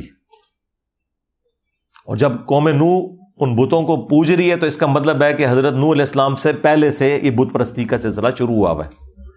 اور اس کی تفصیل قرآن میں تو نہیں آئی ہے، صرف بتوں کے نام آئے ہیں، لیکن صحیح بخاری کے اندر اس کی تفصیل موجود ہے کہ بیسیکلی یہ حضرت نوح علیہ السلام سے پہلے ان کی قوم کے اندر اللہ کے نیک بندے ہوا کرتے تھے. ظاہر ہے کہ پہلے انسان اور پہلے پروفٹ حضرت آدم علیہ السلام ہے. یہ بھی اس میں انہوں نے کہا کہ جی حضرت آدم علیہ السلام کو مسلمان پیغمبر مانتے ہیں، جیوز اور کرسچنز جو ہیں وہ حضرت ابراہیم علیہ السلام سے سٹارٹ لیتے ہیں یا نوح علیہ السلام سے سٹارٹ لیتے ہیں. تو یہ کنسنسس حضرت آدم علیہ السلام ہی پہلے انسان ہے اور وہ پہلے پیغمبر بھی ہیں. ان کی نسل ہی میں جب بت پرستی شروع ہوئی تو وہ ایسے شروع ہوئی، صحیح بخاری میں آتا ہے کہ کچھ نیک لوگ عبادت کیا کرتے تھے، ان کے مرنے کے بعد لوگوں نے کہا کہ ہم بھی اپنے اندر عبادت کا جذبہ پیدا کرنے کے لیے نا، جہاں پہ بیٹھ کے وہ عبادت کرتے تھے وہاں پہ انہوں نے وہ 5 نشانیاں پتھروں کے طور پر رکھ لی کہ ان کو دیکھ کے ہمارے اندر بھی موٹیویشن پیدا ہوگی. پھر آہستہ آہستہ وہ بت کی شکل اختیار کر گئے اور لوگوں نے انہی کو پوجنا شروع کر دیا، اور وہی کانسیپٹ کے پیچھے تو خدا ہی ہے. تو اس طریقے سے بت پرستی سٹارٹ ہوئی. آج بھی آپ کو جو لوگ جاہل لوگ ہیں وہ کہتے ہیں ہم مزارات کے اوپر اس لیے جاتے ہیں کہ تاکہ ہم وہاں جا کے ان نیک بندوں کو یاد کریں کہ انہوں نے کیسے اللہ کو خوش کیا تھا، تو پھر اس سے ہمیں موٹیویشن ملے گی. جی آپ کے بڑے بھی یہی کچھ کرتے تھے، انہوں نے بھی ایسے ہی سٹارٹ لیا تھا کہ یہاں اللہ کے نیک بندے. یہاں پہ بھی آپ دیکھ رہے ہیں انہوں نے چلا کٹیا جی سیم چیز بخاری کے اندر موجود ہے. ان 5 بتوں کا سلسلہ پھر شروع ہوا, اور قرآن حکیم اس حوالے سے اتنا سینسٹیو ہے بت پرستی کے حوالے سے کہ اللہ تعالیٰ نے سورۃ الحج کی آیت نمبر 30 میں, چیپٹر نمبر یہ 22 ہے, فرمایا کہ بتوں کی گندگی سے بچو. اس سے گند کہا ہے, نجس, غلاظت کہا ہے بتوں کی. پھر اللہ تعالیٰ نے سورہ الزمر کی آیت نمبر 3 میں کہا کہ یہ لوگ ان بتوں کی عبادت اس لیے کرتے ہیں کہ یہ کہتے ہیں کہ یہ ہمیں اللہ کے نزدیک کر دیں گے, پیچھے اللہ ہی ہے. تو اللہ تعالیٰ نے اسے بھی کنڈیم کیا کہ یہ بالکل صراحتاً کفر ہے. اور سورہ یونس میں تو اللہ تعالیٰ نے کہا کہ تم وہ بات کر رہے ہو جو اللہ کے بھی علم میں نہیں ہے, زمین و آسمان میں, کہ اللہ نے کوئی اپنا نائب مقرر کیا اس حوالے سے کہ اس کے ذریعے تم اللہ تک پہنچو گے. اور پھر سورۃ الاعراف میں تو اللہ تعالیٰ نے جتنی تفصیل کے ساتھ اس کو ذکر کیا ہے, اللہ نے کہا کہ یہ جو تم نے بت بنائے ہوئے ہیں یہ تو تمہاری طرح اللہ کی مخلوق ہے. اور پھر اللہ تعالیٰ نے اس کو مزید سمجھایا کہ کیا ان کے پاؤں ہیں جس سے یہ چلتے ہیں, کیا ان کے ہاتھ ہیں جن سے یہ پکڑتے ہیں. ہاتھ تو ہیں لیکن پکڑتے تو کوئی نہیں نا. باقی تفصیلات کے لیے پی کے فلم دیکھ لیں. کیا ان کی آنکھیں ہیں جس سے یہ دیکھتے ہیں, کیا ان کے کان ہیں جس سے یہ سنتے ہیں. اللہ نے ایک ایک عضو کا ذکر کیا اور انسانیت کو آر دلائی اس حوالے سے. وہ انسانیت جو شرک میں ڈوبی ہوئی ہے کہ تم ان سے بہتر ہو, کہ تم چل پھر سکتے ہو, پکڑ سکتے ہو, سن سکتے ہو, لیکن یہ وہ بت ہیں جن کے اندر یہ کچھ بھی نہیں ہے. اور پھر جو اس کو اپنے ایپیکس کے اوپر پہنچایا وہ ہمارے ابا جی نے پہنچایا, حضرت ابراہیم علیہ السلام نے. وہ انشاءاللہ میں بعد میں اگلے پوائنٹس کے اندر ان کا ذکر کروں گا, چونکہ اس ویڈیو میں انہوں نے ان کا ذکر بھی کیا. تو اسلام میں کسی قسم کی کوئی قبر پرستی, بت پرستی کسی بھی حوالے سے نہیں ہے. اچھا, یہاں پر ضمناً میں وہ بھی کور کر دوں جو انہوں نے تابوت سکینہ کا ذکر کیا, اور انجیل سے انہوں نے ورسز کو کوٹ کیا کہ وہ تابوت سکینہ بھی اللہ تعالیٰ کی طرف دھیان لانے کے لیے ایک چیز تھی, اور وہ اس کو انہوں نے ریلیٹ کیا بت پرستی کے ساتھ. حالانکہ ایسا کوئی کانسیپٹ نہ انجیل کے اندر اس طریقے سے موجود ہے, اور قرآن کے اندر تو اللہ تعالیٰ نے تابوت سکینہ کا ذکر چیپٹر نمبر 2 میں سورۃ البقرہ کے اندر کیا ہے, 248 نمبر آیت کے اندر. وہ تو جسٹ ایک باکس تھا جس کے اندر حضرت موسیٰ علیہ السلام کی کچھ نشانیاں تھیں, ان کا عصا تھا, ان کے کپڑے تھے, اس طرح کی چیزیں جو بنی اسرائیل کا یہ عقیدہ تھا کہ اس کی برکت سے اللہ تعالیٰ ہم پر رحم فرماتا ہے. بنی اسرائیل کوئی تابوت سکینہ کے سامنے جھکتے نہیں تھے, اس کی عبادت نہیں کرتے تھے, وہ برکت کے طور پر اپنے ساتھ رکھا کرتے تھے. جس طرح خانہ کعبہ کی دیوار میں بھی ایک پتھر نصب ہے جسے ہم حجر اسود کہتے ہیں, اور اسے چوما جاتا ہے. اور بخاری اور مسلم دونوں میں حدیث موجود ہے کہ حضرت عمر فاروق رضی اللہ تعالیٰ عنہ جب اسے چومنے لگے تو انہوں نے ساتھ ایک جملہ بولا کہ تو ایک پتھر ہی تو ہے حجر اسود, نہ کسی کو نفع دے سکتا ہے نہ نقصان, میں صرف اس لیے چوم رہا ہوں کہ نبی صلی اللہ علیہ وآلہ وسلم نے تجھے چوما تھا, بس یہ عقیدہ ہے. بعض لوگوں نے اس کے آگے ایک وہ کہانی جوڑی ہے کہ مولا علی علیہ السلام نے کہا کہ یہ نفع بھی دیتا ہے نقصان بھی دیتا ہے. وہ روایت المستدرک للحاکم میں ہے اور گھڑی بھی روایت ہے, اس میں ابو ہارون کذاب جھوٹا راوی ہے, لیکن اگر اس کی بھی کوئی تعویل کرتا ہے تو وہ اس اعتبار سے ہے جو جامع ترمذی کے اندر موجود ہے کہ یہ جنتی یاقوت تھا, اور لوگوں کے گناہوں کی نحوست کی وجہ سے یہ بلیک ہو گیا, اور جو لوگ بھی وہاں اسے چومتے ہیں قیامت کے دن اللہ کے حضور وہ گواہی دے گا لوگوں کی نیکی کی. بس اس سے زیادہ کوئی ذکر موجود نہیں ہے کہ وہ کسی کو نفع نقصان دے سکتا ہے. تو گواہی کیا صرف حجر اسود دے گا؟ اس پلانٹ ارتھ پہ ہر وہ حصہ زمین کا جس پہ آپ نماز پڑھتے ہیں, اللہ کی یاد کرتے ہیں, یا آپ نے کسی انسان کے ساتھ نیکی کی ہوئی ہے, وہ ہر چیز قیامت کے دن آپ کے اعمال کی گواہی دے گی. یہ کوئی حجر اسود کی خصوصیت نہیں ہے صرف. لہٰذا اس طرح کے پتھروں کے کانسیپٹ نکالنا اور یہ اس طریقے کے نگینے بھی پہننا, یہ عقیق ہے اور یہ فلاں کر دیتا ہے. بھائی جو جنت کا یاقوت ہے حجر اسود, وہ کسی کو نفع نقصان نہیں دے سکتا, تو دنیا کے تو پتھر شاہی کوئی نہیں. ہاں, اگر اللہ کا جنت سے بھیجا ہوا پتھر الٹا اس نے کیا نفع نقصان دینا تھا، اس نے اپنے اوپر اثر لے لیا ہے کہ انسانیت کے گناہوں کی وجہ سے وہ سیاہ ہو گیا. جب اترا تھا تو وہ سفید تھا. تو ہڈی نے عزت پہ گئی ہوتے تھے. تو یہ بالکل کانسیپٹ اسلام کے اندر اس طرح کا کوئی نہیں. تابوت سکینہ آپ خود پڑھ کے دیکھ لیں، اس سے زیادہ کوئی کانسیپٹ نہیں تھا. اور چونکہ یہ بنی اسرائیل کے ساتھ ریلیٹڈ ہے، موسیٰ علیہ السلام کی یادیں تھیں تابوت سکینہ میں، تو موسیٰ علیہ السلام کا ذکر اللہ تعالیٰ نے سورۃ الاعراف کی آیت نمبر 138 میں کر دیا. آپ نے اسپیسیفکلی موسیٰ علیہ السلام اور تابوت سکینہ کا ذکر کیا، تو قرآن میں تو پوری تفصیل آئی ہے کہ موسیٰ علیہ السلام جب اپنی قوم کو لے کر نکلے اور شام کی سرزمین کی طرف سفر اختیار کیا، راستے میں انہوں نے جب سمندری جھیل کو عبور کیا، اس زمانے میں وہ چھوٹی چھوٹی سمندری جھیلیں تھیں، پھر بعد میں انہی کو جوڑ کے تو نہر سوئز اب بنا دی گئی ہے. دنیا کی 30% تجارت اسی نہر کے ذریعے ہو رہی ہے. تو جھیل کو جب کراس کیا تو سورۃ الاعراف آیت نمبر 138 میں آیا کہ جب ان کی قوم نے، ایک ایسی قوم سے ان کا گزر ہوا کہ جو بتوں کے اوپر دھیان کیے ہوئے بیٹھے تھے، تو انہوں نے کہا موسیٰ آپ بھی ہمارے لیے کوئی اللہ کا بت مقرر کر دیں کہ ہم اس پر دھیان کر کے بیٹھیں. تو موسیٰ علیہ السلام نے کہا کہ میں اس جاہل قوم سے اللہ کی پناہ میں آتا ہوں کہ ان لوگوں نے اللہ کا بت مان لیا. اور پھر جب موسیٰ علیہ السلام کوہ طور پہ گئے تو پیچھے انہوں نے وہ ایک بچڑا بنا بھی لیا زیورات کو جمع کر کے. پھر اس بچڑے کے ساتھ جو حضرت موسیٰ علیہ السلام نے کیا، اس کے ٹکڑے ٹکڑے کروائے اور اس کو پانی میں بہا دیا. یہ سارے کا سارا ذکر قرآن حکیم کے اندر موجود ہے. لہٰذا موسیٰ علیہ السلام نے اگر کوئی کانسیپٹ دیا تھا بت پرستی کا، تو یہ بالکل ان پہ جھوٹ ہے. انہوں نے تو اللہ کا بت نہیں بنانے دیا، تو تابوت سکینہ کیسے بت بنا سکتے تھے وہ؟ یہ بالکل جھوٹا الزام ہے. اور اسی کانٹیکسٹ میں ایک حدیث جامعہ ترمذی میں موجود ہے کہ ہمارے محبوب علیہ السلام کے چند اصحاب آپ کے ساتھ تھے. غزوہ حنین کے موقع پر ایک درخت کے پاس سے گزرے جسے ذات انواد کہا جاتا تھا، جہاں مشرکین عرب اپنا اسلحہ لٹکاتے تھے اور ان کا یہ عقیدہ تھا کہ جو یہاں پہ اسلحہ ٹچ کرتا ہے اسے جنگ میں فتح ہوتی ہے. فتح پھر بھی کوئی نہیں ہوئی، حنین وہ ہار ہی گئے مسلمانوں سے. تو چند اصحاب نے کہا یا رسول اللہ آپ بھی ہمارے لیے کوئی درخت مقرر کر دیں جس سے ہم برکت حاصل کریں. انہوں نے کوئی اللہ کا بت نہیں مانگا تھا، انہوں نے برکت کے لیے ایک چیز مانگی.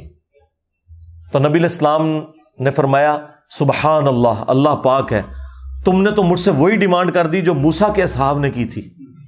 پھر نبی علیہ السلام نے سورۃ الاعراف کی آیت نمبر 138 جو میں نے بیان کی تلاوت کی،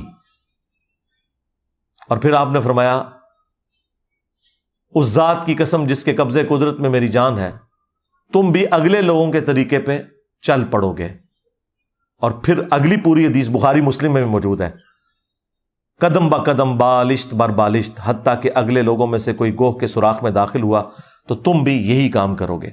صحابہ کرام نے پوچھا کہ اگلے لوگوں سے مراد کیا جیوز اور کرسچنز ہیں؟ آپ نے فرمایا اگر وہ مراد نہیں تو اور کون سے لوگ مراد ہیں؟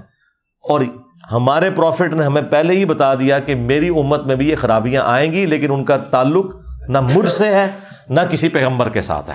لہٰذا آج پریکٹیکلی اگر آپ کو کہیں مسلمان کسی قبر کے آگے گھیرے پڑے نظر آ رہے ہیں اور ہندو ان کے اوپر اعتراض کرتے ہیں کہ ہم کھڑا کر کے پوجتے ہیں، تم لٹا کے پوجتے ہو، تو ہم ان کو بتائیں گے کہ نہ اسلام میں یہ کھڑا کر کے کسی کو پوجنے کی اجازت ہے، نہ لٹا کے پوجنے کی اجازت ہے، ورنہ اس پلانٹ ارتھ پہ سب سے متبرک قبر تو رسول اللہ کی قبر ہے صلی اللہ علیہ وآلہ وسلم. اور مسند احمد میں حدیث ہے، حضور دعا کرتے ہیں اللہم لا تجعل قبری وثنا یعبد، اے اللہ میری قبر کو وہ بت نہ بننے دینا کہ لوگ اس کی پرستی شروع کر دیں. ہمارے نبی علیہ السلام تو اپنی قبر کو بھی بت کہہ رہے ہیں اگر پرستی شروع ہو جائے. وہ قبر مبارک جو ہمارے ماں باپ اولاد سب سے بڑھ کر ہمیں محبوب بھی ہے، اور اس قبر کی حاضری ہر مسلمان کے دل کی خواہش بھی ہے. بخاری مسلم دونوں میں حدیث ہے، نبی علیہ السلام کے آخری دن چل رہے تھے اور حضور صلی اللہ علیہ وآلہ وسلم تکلیف کی وجہ سے اپنے چہرے انور سے چادر ہٹاتے اور پاس پانی کا ایک برتن تھا، اس سے ہاتھ گیلا کر کے اپنے چہرے پر مل کے اپنے بخار کی شدت کو ٹھنڈا کرتے اور ساتھ ساتھ فرماتے لعن اللہ الیہود والنصارى، اللہ کی لعنت ہو یہود و نصارہ پر، اتخذوا قبور انبیائہم مساجدا، انہوں نے اپنے انبیاء کی قبروں کو سجدہ گاہ بنا لیا تھا. اور ہماری ماں سیدہ عائشہ سلام اللہ علیہا کے الفاظ ہیں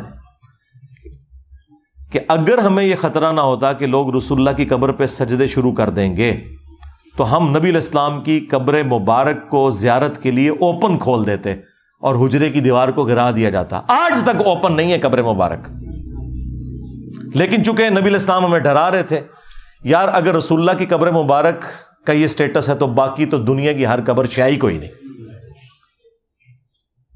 اور اما عائشہ کہہ رہی ہیں کہ ہمیں پتا تھا کہ حضور ہمیں ڈرا رہے ہیں، اس لیے ہم نے اس طرح کی کوئی ایکٹیویٹی پرفارم نہیں کی. صحیح مسلم میں حدیث ہے، جندب رضی اللہ تعالیٰ عنہ کہتے ہیں حضور نے اپنی وفات سے 5 دن پہلے یہ فرمایا تھا، دیکھنا اگلے لوگوں میں سے جب کوئی نیک آدمی فوت ہو جاتا تھا تو لوگ اس کی قبر پہ سجدے شروع کر دیتے تھے، تم میرے ساتھ ایسا معاملہ نہ کرنا، میں تمہیں اللہ کا خوف دلاتا ہوں. پھر بخاری اور مسلم دونوں میں یہ حدیث موجود ہے. ہماری 3 مائیں یعنی نبی علیہ السلام کی 3 بیویاں سیدہ ام سلمہ، ام حبیبہ اور سیدہ عائشہ رضی اللہ عنہن اجمعین وعلیہم السلام اجمعین حضور کے پاس بیٹھی ہوئی تھی. ظاہر ہے حضور کے آخری دن چل رہے تھے تو ام سلمہ اور ام حبیبہ جو سینئر صحابیات میں سے ہیں، انہوں نے ہجرت حبشہ بھی کی ہے، ہجرت مدینہ سے بھی جو بہتر ہجرت تھی. اس وقت یہ اپنے خاوندوں کے عقد میں تھی، اس وقت جو ان کے خاوند تھے تو ان کے ساتھ انہوں نے ہجرت کی. تو وہ ذکر کرتی ہیں کہ جب ہم وہاں گئے تھے تو ہم نے ماریا نام کا ایک گرجا دیکھا تھا حبشہ میں. تو نبی علیہ السلام کے آخری دن چل رہے ہیں اور آپ تکلیف میں، آپ فوراً اٹینٹو ہو گئے اور آپ نے کہا یہی تو ان میں خرابی تھی، کیونکہ انہوں نے ساتھ ذکر کیا کہ ہم نے وہاں کچھ تصویریں بھی لٹکی ہوئی دیکھی تھی اس گرجے کے اندر. آپ علیہ السلام نے فرمایا یہی تو ان میں خرابی تھی کہ یہود و نصارہ میں جب کوئی نیک آدمی فوت ہو جاتا تھا یا پیغمبر تو اس کی قبر پہ تصویریں لٹکا لیتے تھے، پھر آہستہ آہستہ وہاں پہ سجدے شروع کر دیتے تھے. قیامت کے دن یہ لوگ بدترین مخلوق بنا کے اللہ کے حضور اٹھائے جائیں گے. جناب اسلام میں تو پیغمبروں کا کوئی بت نہیں تو باب شاہی کوئی نہیں. ہاں اگر پیغمبروں کا بت نہیں ہے تو اللہ تعالیٰ کے بت کے بارے میں تو کوئی سوچے بھی نہ. لہذا بت پرستی خواہ خدا کا بت بنایا جائے یا کسی پیغمبر کا، اسلام میں ٹوٹلی یہ کفر ہے. یہ کانسیپٹ میں نے کلیئر کر دیا الحمدللہ. علمی پوائنٹ نمبر 8 تھرڈ لاسٹ، قصے آدم اور ابلیس کے حوالے سے بھی دھروو راٹھی نے تفصیلی گفتگو کی، لیکن وہی سب جو جیوز اور کرسچنس کے ہاں پایا جاتا ہے وہ بیان کیا اور عجیب بےہودہ قسم کی تصویریں بھی اس میں دکھائیں. اس کی وجہ سے کچھ مسلمان ان سے ناراض بھی ہوئے. وہ ناراض ہونے کی ضرورت اس لیے نہیں ہے کہ وہ جیوز اور کرسچنس کے اندر وہ سب کچھ چل رہا ہے. ہاں ہمارے لیے تکلیف دہ چیز ضرور ہے، لیکن یہ ان کا عمل کسی بدنیتی کے اوپر مبنی نہیں ہے. انہوں نے ایکسٹراپولیٹ کر لیا شاید اس کو، تو اسلام کا ان تصویروں کے ساتھ کوئی تعلق نہیں نعوذ باللہ. بہرحال جو جیوز اور کرسچنز ہیں یہ گمراہی انہی کے کھاتے میں، ان کی بھی اللہ تعالیٰ اصلاح فرمائے. تو قصہ آدم اور ابلیس کے حوالے سے انہوں نے بیان کیا اور ایو کا ذکر کیا یعنی اما حوا کا، اور کہا کہ چونکہ انہوں نے ہی یہ غلط طرف لگایا تھا آدم علیہ السلام کو، اس کی سزا میں وہ قیامت تک کے لیے اللہ تعالیٰ نے ان کے ساتھ ایک لیبر پین والا سلسلہ شروع کر دیا، پریگنینسی کی تکلیف ڈال دی اور انسان کے اوپر، مرد کے اوپر تکلیف اور مشقت ڈال دی کمائی کی. تو یہ ساری سزا ملی. یہ سزا نہیں تھی، یہ اللہ کا ڈیوائن پلان تھا. اللہ تعالیٰ نے یہ ایکٹیویٹی پرفارم ہونے سے پہلے ہی فرما دیا تھا انی جاعل فی الارض خلیفہ. فرشتوں کو کہہ دیا تھا میں زمین میں عنقریب اپنا خلیفہ بنانے والا ہوں. اور بعد میں قصہ آدم اور ابلیس ہوا ہے. یہ اللہ کا ڈیوائن پلان تھا. ایگزیکیوشن کسی بھی ذریعے سے ہوتی ہے، بہرحال یہ اللہ تعالیٰ نے پلان کیا تھا کہ اللہ تعالیٰ نے ایسی مخلوق پیدا کرنی ہے. تو یہ اللہ تعالیٰ نے ہمارے ساتھ چیزیں جوڑی ہوئی ہیں، یہ اللہ کے ڈیوائن پلان کا حصہ ہے. انسان کے ساتھ جس طرح نیند، بھوک، ٹوائلٹ، یہ تمام حاجتیں جڑی ہوئی ہیں، اس طرح اللہ کے یہ پلان کا حصہ تھا کہ مرد نے جو ہے وہ معیشت کی تکلیف اٹھانی ہے اور عورت نے گھر بار کو دیکھنا ہے اور پریگنینسی کی تکلیف سے گزرنا ہے. یہ کوئی سزا نہیں تھی نعوذ باللہ، یہ بالکل کانسیپٹ غلط ہے. پھر اس میں جو انہوں نے بیان کیا کہ وہ سانپ کی شکل میں آیا، اسلام میں کوئی ایسی بات نہیں کہ سانپ کی شکل میں گیا. شیطان کو وسوسہ دلانے کے لیے فزیکلی انٹرسٹ کی ضرورت نہیں ہے، وہ انٹلیکچوئل بھی وسوسہ دلا سکتا ہے. اور بیسیکلی اللہ نے ایک پروٹوٹائپ ٹیسٹ رکھا تھا. دیکھیں سب طرف جنت میں جانے کی اجازت تھی سوائے ایک درخت کے. یہ کنسپٹ تھا کہ دنیا میں بھی چند چیزیں حرام کروں گا، باقی چیزیں جائز ہوں گی، حرام سے بچنا ہے. اور وہ حرام بھی دنیا میں ہوں گی، آخرت میں انعام کے طور پہ وہ چیزیں مل جائیں گی. جس طرح مرد کے لیے سونا حرام ہے، آخرت میں ملے گا. مرد کے لیے دنیا میں 4 سے زیادہ بیویاں کرنا حرام ہے، آخرت میں یہ کوئی اس طرح کی کوئی ریسٹرکشن نہیں ہے. دنیا کے اندر آپ نے اس طرح کے معاملات کو لے کے چلنا ہے. یہ چیزیں تھیں. تو اس میں کچھ چیزیں ان سے غلوف کے درجے میں بیان ہوئی، وہ اسلام کا کنسیپٹ نہیں ہے، ہم اسے ٹوٹلی کنڈیم کرتے ہیں. اسلام کے اندر قصہ آدم اور ابلیس قرآن کے اندر 7 دفعہ ہے. سورۃ البقرہ کے اندر، سورۃ الاعراف کے اندر، سورۃ الحجر کے اندر، سورہ صاد کے اندر، سورہ بنی اسرائیل کے اندر، سورہ طٰہٰ کے اندر اور سورۃ الکہف کے اندر. 7 جگہ اللہ تعالیٰ نے اس واقعے کو بیان کیا. اس میں سورۃ الاعراف ذرا تفصیل کے ساتھ ہے، لیکن ہر جگہ تثنیہ کے صیغے سے بات ہوئی ہے. عربی میں جمع 3 سے شروع ہوتا ہے، سنگولر یعنی واحد، اس کے بعد تثنیہ یعنی 2 کا صیغہ. جیسے واحد کا صیغہ ہے مشرق اور مغرب، اور تثنیہ کا صیغہ ہے مشرقین اور مغربین، 2 مشارق، 2 مشرقیں اور 2 مغرب. اور جمع کا صیغہ ہے مشارق اور مغارب، 2 سے زیادہ مشرقیں اور 2 سے زیادہ مغربیں. 360 مشرق اور 360 کے قریب یا 365 کہہ لیں مغرب ہوتے ہیں نا. روزانہ ہلکا سا سورج ٹلٹ ہو کے طلوع ہوتا ہے ود رسپیکٹ ٹو زمین.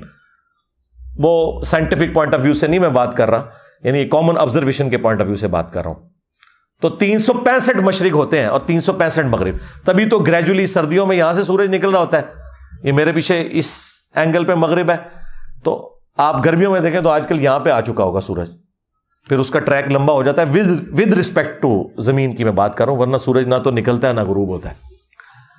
تو قرآن حکیم میں قصہ آدم اور ابلیس میں تثنیہ کا صیغہ آیا ہے. ان دونوں نے یہ کیا، ان دونوں نے یہ کیا، ان دونوں کے ساتھ یہ ہوا. کہیں ایک جگہ بھی ایسی نہیں ہے جہاں پہ اللہ تعالیٰ نے حضرت حوا کو، ایو کو سنگل آؤٹ کیا ہو کہ یہ ایو نے سارا کام خراب کیا ہے. دونوں نے کیا. تو اسلام میں بالکل ایسا کوئی کانسیپٹ نہیں ہے، نعوذ باللہ من ذالک، کہ یہ حضرت آدم علیہ السلام اس میں بری ذمہ ہے اور یہ سارا قصور جو ہے وہ ایو کا ہے. اسلام اس کانسیپٹ کو نہیں مانتا. ہاں مشورہ اگر دینے والی بات ہے وہ الگ بات ہے، کیا تو حضرت آدم علیہ السلام نے اپنی مرضی سے. صحیح بخاری میں یہ ضرور آتا ہے کہ مشورہ دیا تھا سیدہ حوا نے، لیکن کیا تو مرضی سے نا. وہ تو کوئی مرد بھی دوسرے مرد کو غلط مشورہ دے سکتا ہے، لیکن جب کوئی کرتا ہے تو وہ اپنی ول سے کرتا ہے، کوئی کان سے پکڑ کے نہیں کیا کسی نے. اسی لیے اللہ تعالیٰ نے سنگل آؤٹ کبھی بھی نہیں کیا، بلکہ ایک جگہ پر اللہ تعالیٰ نے آدم علیہ السلام کو سنگل آؤٹ ضرور کیا ہے، لیکن پورے قرآن میں کہیں ایو کو سنگل آؤٹ نہیں کیا. ہمیشہ تثنیہ کے صیغے سے بات ہوئی ہے کہ ان دونوں نے کیا، ان دونوں نے یہ کیا، ان دونوں کے ساتھ یہ ہوا. تثنیہ کے صیغے کے ساتھ بات ہوئی ہے، واحد کے صیغے کے ساتھ بات نہیں ہوئی. باقی جو اسلام میں ماں باپ کا کانسیپٹ ہے عزت کا، وہ صرف اس وجہ سے نہیں ہے کہ ماں باپ مشقت اٹھاتے ہیں اولاد کے لیے، بلکہ اللہ تعالیٰ نے یہ ڈیوائن حق اپنی طرف سے رکھا ہے. قرآن حکیم میں 4 جگہ اللہ تعالیٰ نے توحید کے بعد ماں باپ کے حق کا ذکر کیا ہے.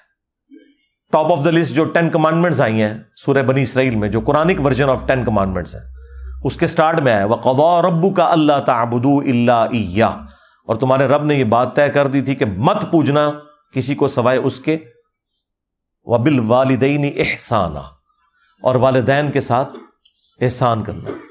اور پھر یہاں پہ نہیں روکا، پھر فرمایا کہ اگر بڑھاپے کی حالت میں تم ان دونوں کو پاؤ اپنے پاس یا کسی ایک کو بھی تو انہیں اف بھی نہ کہنا اور اپنے کندھے عاجزی کے ساتھ جھکا کے ان کے سامنے رکھنا اور ان کے لیے دعا کرتے رہنا، رب ارحمہما کما ربیانی صغیرا، اے رب ہمارے جس طرح بچپن میں کچھ بھی نہیں تھا، کوئی طاقت نہیں تھی میرے میں، اور میرے ماں باپ نے مجھے پالا تھا، اب بڑھاپے میں یہ کمزور ہے، تو ان کے اوپر رحم فرما، آمین۔ تو یہ کانسیپٹ ہے اسلام میں، الحمدللہ۔ اور ساتھ ہی ساتھ جو یہ حضرت آدم علیہ السلام کے ذریعے انسانیت کا سلسلہ شروع ہوا، اس کا مقصد وہ اللہ تعالیٰ نے سورہ ہود میں اور سورۃ الملک میں بیان کیا، لِيَبْلُوَكُمْ أَيُّكُمْ أَحْسَنُ عَمَلًا۔ یہ ہم نے ساری کی ساری کائنات اور تمہیں اس لیے پیدا کیا تاکہ ہم تمہیں جانچیں تم میں سے کون نیک اعمال کرتا ہے۔ قیامت کے دن جو نیک اعمال کرنے والے ہیں ان کے لیے جنت، اور جو برے اعمال کرنے والے ہیں ان کے لیے جہنم۔ اللہم اجرنا من النار۔ علمی پوائنٹ نمبر 9، وہ سیدنا نوح علیہ السلام کے طوفان سے متعلق جو انہوں نے کہا کہ نوح علیہ السلام کا طوفان اس لیے آیا کہ اللہ تعالیٰ کو ریگریٹ ہوا، اللہ تعالیٰ کو پشیمانی ہوئی، نعوذ باللہ، کہ میں تو انسانیت پیدا کر کے ایک قسم کا پچھتا ہوں اس حوالے سے کہ یہ تو سارے کے سارے جو ہے وہ گمراہی ہو گئے ہیں۔ حالانکہ اللہ تعالیٰ کے علم میں یہ ساری باتیں تھی کہ کیا ہوگا، وہ تو اللہ کے ڈیوائن پلان کا حصہ ہے۔ اللہ نے قرآن میں واضح کہہ دیا ہے وَلَقَدْ ذَرَأْنَا لِجَهَنَّمَ كَثِيرًا مِّنَ الْجِنِّ وَالْإِنسِ، بے شک جنوں اور انسانوں کی اکثریت جہنم میں ہی جانے والی ہے۔ یہ اللہ کو بھی پتا تھا، کوئی اللہ تعالیٰ کو پشیمانی نہیں ہے، کیونکہ جہنم میں تو انسانوں نے جانا ہے، اللہ تعالیٰ تو بے نیاز ہے، اپنے کرتوتوں کی وجہ سے جانا ہے۔ اللہ کی طرف سے کوئی زیادتی نہیں ہے، اللہ نے پیغمبروں کے ذریعے حق کا حق ہونا اور باطل کا باطل ہونا بتا دیا ہے، اور اس سے بھی پہلے ہماری انسٹنکٹ میں رکھ دیا ہے، ہماری جبلت میں۔ ہر انسان خواہ اس تک پیغمبر کی دعوت پہنچی ہو یا نہ پہنچی ہو، جھوٹ بولنے کو وہ برا سمجھتا ہے، سچ بولنے کو اچھا سمجھتا ہے، کسی کو دھوکہ دینے کو وہ برا سمجھتا ہے، کسی کے ساتھ خیر خواہی کرنے کو اچھا سمجھتا ہے۔ ہالی ووڈ کی فلم میں بھی اینڈ پہ سچ کی جیت دکھائی جاتی ہے، کیوں؟ یہ ہماری انسٹنکٹ کے اندر موجود ہے کہ ہم نے سچ کا ساتھ دینا ہے۔ اس کی وجہ سے اگر پیغمبروں کی دعوت نہ بھی پہنچے تب بھی انسان اکاؤنٹیبل ہے اللہ تعالیٰ کی بارگاہ میں۔ تو یہ کانسیپٹ جو ہے ریلیجن کا وہ بالکل کرسٹل کلیئر ہے۔ لہٰذا نوح علیہ السلام کے حوالے سے جو انہوں نے ذکر کیا، یہ علمی پوائنٹ نمبر 9 میں ان سے مس ہینڈلنگ ہوئی کہ اللہ تعالیٰ اس حوالے سے پشیمان ہوا، ایسا کوئی نہیں ہے۔ اللہ تعالیٰ نے سورۃ الانعام میں واضح فرمایا ہے کہ غیب کی کنجیاں، دا نالج آف ان سین، وہ اللہ ہی کے پاس ہے، اور جو کچھ بھی خشکیوں میں ہے یا سمندروں میں وہ اسے جانتا ہے، اور کوئی پتا نہیں گرتا، خواہ سمندر کے اندر کوئی درخت سے پتا ٹوٹے یا خشکی میں، مگر اس کے علم میں، اور زمین کی گہرائیوں میں کوئی دانہ نہیں پھوٹتا، billions and trillions of seeds میں سے درخت نکل رہے ہیں اور پودے نکل رہے ہیں، لیکن اللہ تعالیٰ فرماتا ہے ہر دانے کو میں جانتا ہوں، اور یہ میں نے لوح محفوظ میں پہلے ہی لکھ لیا ہوا ہے۔ اور سورہ الحدید میں تو اللہ تعالیٰ نے فرمایا کہ کوئی مصیبت بھی ایسی نہیں ہے جو انسانیت پہ یا اس پلانٹ ارتھ پہ آتی ہے یا کسی انڈیویجول انسان کے اندر آتی ہے۔ پلانٹ ارتھ پہ زلزلہ، ٹورنیڈوز، سیلاب، وبائی امراض، اور انڈیویجول لیول کے اوپر کسی کا kidney failure, heart failure, blood cancer ہو جانا، کسی کا ایکسیڈنٹ ہو جانا، کسی انڈیویجول کو کوئی تکلیف آتی ہے یا پوری انسانیت کو، اللہ تعالیٰ نے لوح محفوظ پہ پہلے ہی لکھ لیا ہوا ہے کہ انسان کو یہ تکلیف پہنچے گی، اور یہ اس لیے کیا تاکہ جو چیز تمہیں نہ ملے اس پہ افسوس نہ کرو، اور جو چیز مل جائے اس کے اوپر شیخی نہ بگاڑو۔ تو اللہ تعالیٰ کا تو کنسپٹ اسلام میں یہ ہے کہ اللہ تعالیٰ کے علم میں ہر چیز ہونے سے پہلے ہے، یہ نہیں کہ ہونے کے بعد علم میں آتی ہے۔ لہٰذا یہ بالکل کنسپٹ غلط تھا نوح علیہ السلام کے ریفرنس سے۔ آخری علمی پوائنٹ نمبر 10، وہ حضرت ابراہیم علیہ السلام کے حوالے سے انہوں نے جو بیان کیا اس میں بھی کئی جگہ غلطیاں تھیں، کچھ چیزیں انہوں نے بالکل ٹھیک بیان کی، باقی جو انہوں نے وہ ریلیٹ کیا ہے اسے ہندوازم میں جو کنسیپٹ ہے، ایک واقعہ ہے اور الفابیٹس لے کے اس میں بھی غلطیاں ہیں، کیونکہ اس میں فرعون کا کوئی کنسیپٹ یہاں پہ موجود نہیں ہے، نمرود والا کنسیپٹ تھا، اور باقی جو اس میں سٹوری میں جو رنگ بھرے گئے ہیں وہ اس طریقے سے نہیں ہے بالکل۔ یہ تفصیلی واقعہ اللہ تعالیٰ نے سورہ ابراہیم کے اندر قرآن میں بیان کیا ہے، اور سورۃ الحج میں بھی اس کا ذکر موجود ہے، مختلف صورتوں میں، سورۃ البقرہ میں بھی کچھ حصہ موجود ہے تفصیل کے ساتھ، سورہ ابراہیم میں اور بخاری اور مسلم دونوں کے اندر حدیث موجود ہے جس میں ایک سے زیادہ احادیث ہیں جس میں یہ پورا واقعہ موجود ہے کہ حضرت ابراہیم علیہ السلام کی 2 بیویاں تھیں، سیدہ سارہ تھیں جن کے ساتھ وہ ہجرت کر کے نکلے اور ان کو اولاد کوئی نہیں تھی، راستے میں ایک بادشاہ کے پاس سے ان کا گزر ہوا، اس بادشاہ کا کوئی ذکر موجود نہیں کہ وہ بادشاہ کون تھا۔ بعض نمرود کا ذکر کرتے ہیں، نمرود کے ساتھ جو ان کا انٹریکشن ہے وہ دوسرے واقعے میں ہے جس میں حضرت ابراہیم علیہ السلام نے کہا تھا کہ میرا رب وہ ہے جو مشرق سے سورج نکالتا ہے، جو سورۃ البقرہ میں، وہ نمرود کے ساتھ تھا۔ یہ کسی بادشاہ کا ذکر ہے، بخاری مسلم میں یہ تفصیل نہیں ہے کہ وہ بادشاہ کون سا تھا۔ بہرحال اس بادشاہ کو جب پتا چلا کہ حضرت ابراہیم علیہ السلام کی جو بیوی ہے وہ بہت خوبصورت ہے، تو اب ظاہر ہے وہ بادشاہ نے ان کو بلوایا اپنے پاس، تو حضرت ابراہیم علیہ السلام نے سیدہ سارہ سے کہا کہ تم اسلام کے رشتے میں میری بہن ہو، اور یہی میں نے بادشاہ کو بتایا ہے، کیونکہ اگر میں بتاتا کہ تم میری بیوی ہو تو وہ مجھے قتل کروا دیتا۔ ظاہر ہے اس زمانے میں تو نگاہیں مار کے بزرگ کچھ نہیں کر سکتے تھے نا، ہاں جی اے بھی رزلٹ نکلتا ہے بچوں، انجینئر کا دماغ کتنے جاتا ہے، ہاں ابراہیم علیہ السلام جیسا ہے ہی کوئی نہیں، تیرے سارے بابے شے ہی کوئی نہیں۔ یہ معجزات جب اللہ تعالیٰ چاہتا ہے ہوتے ہیں، یہ پیغمبروں کے اختیار میں نہیں ہوتے۔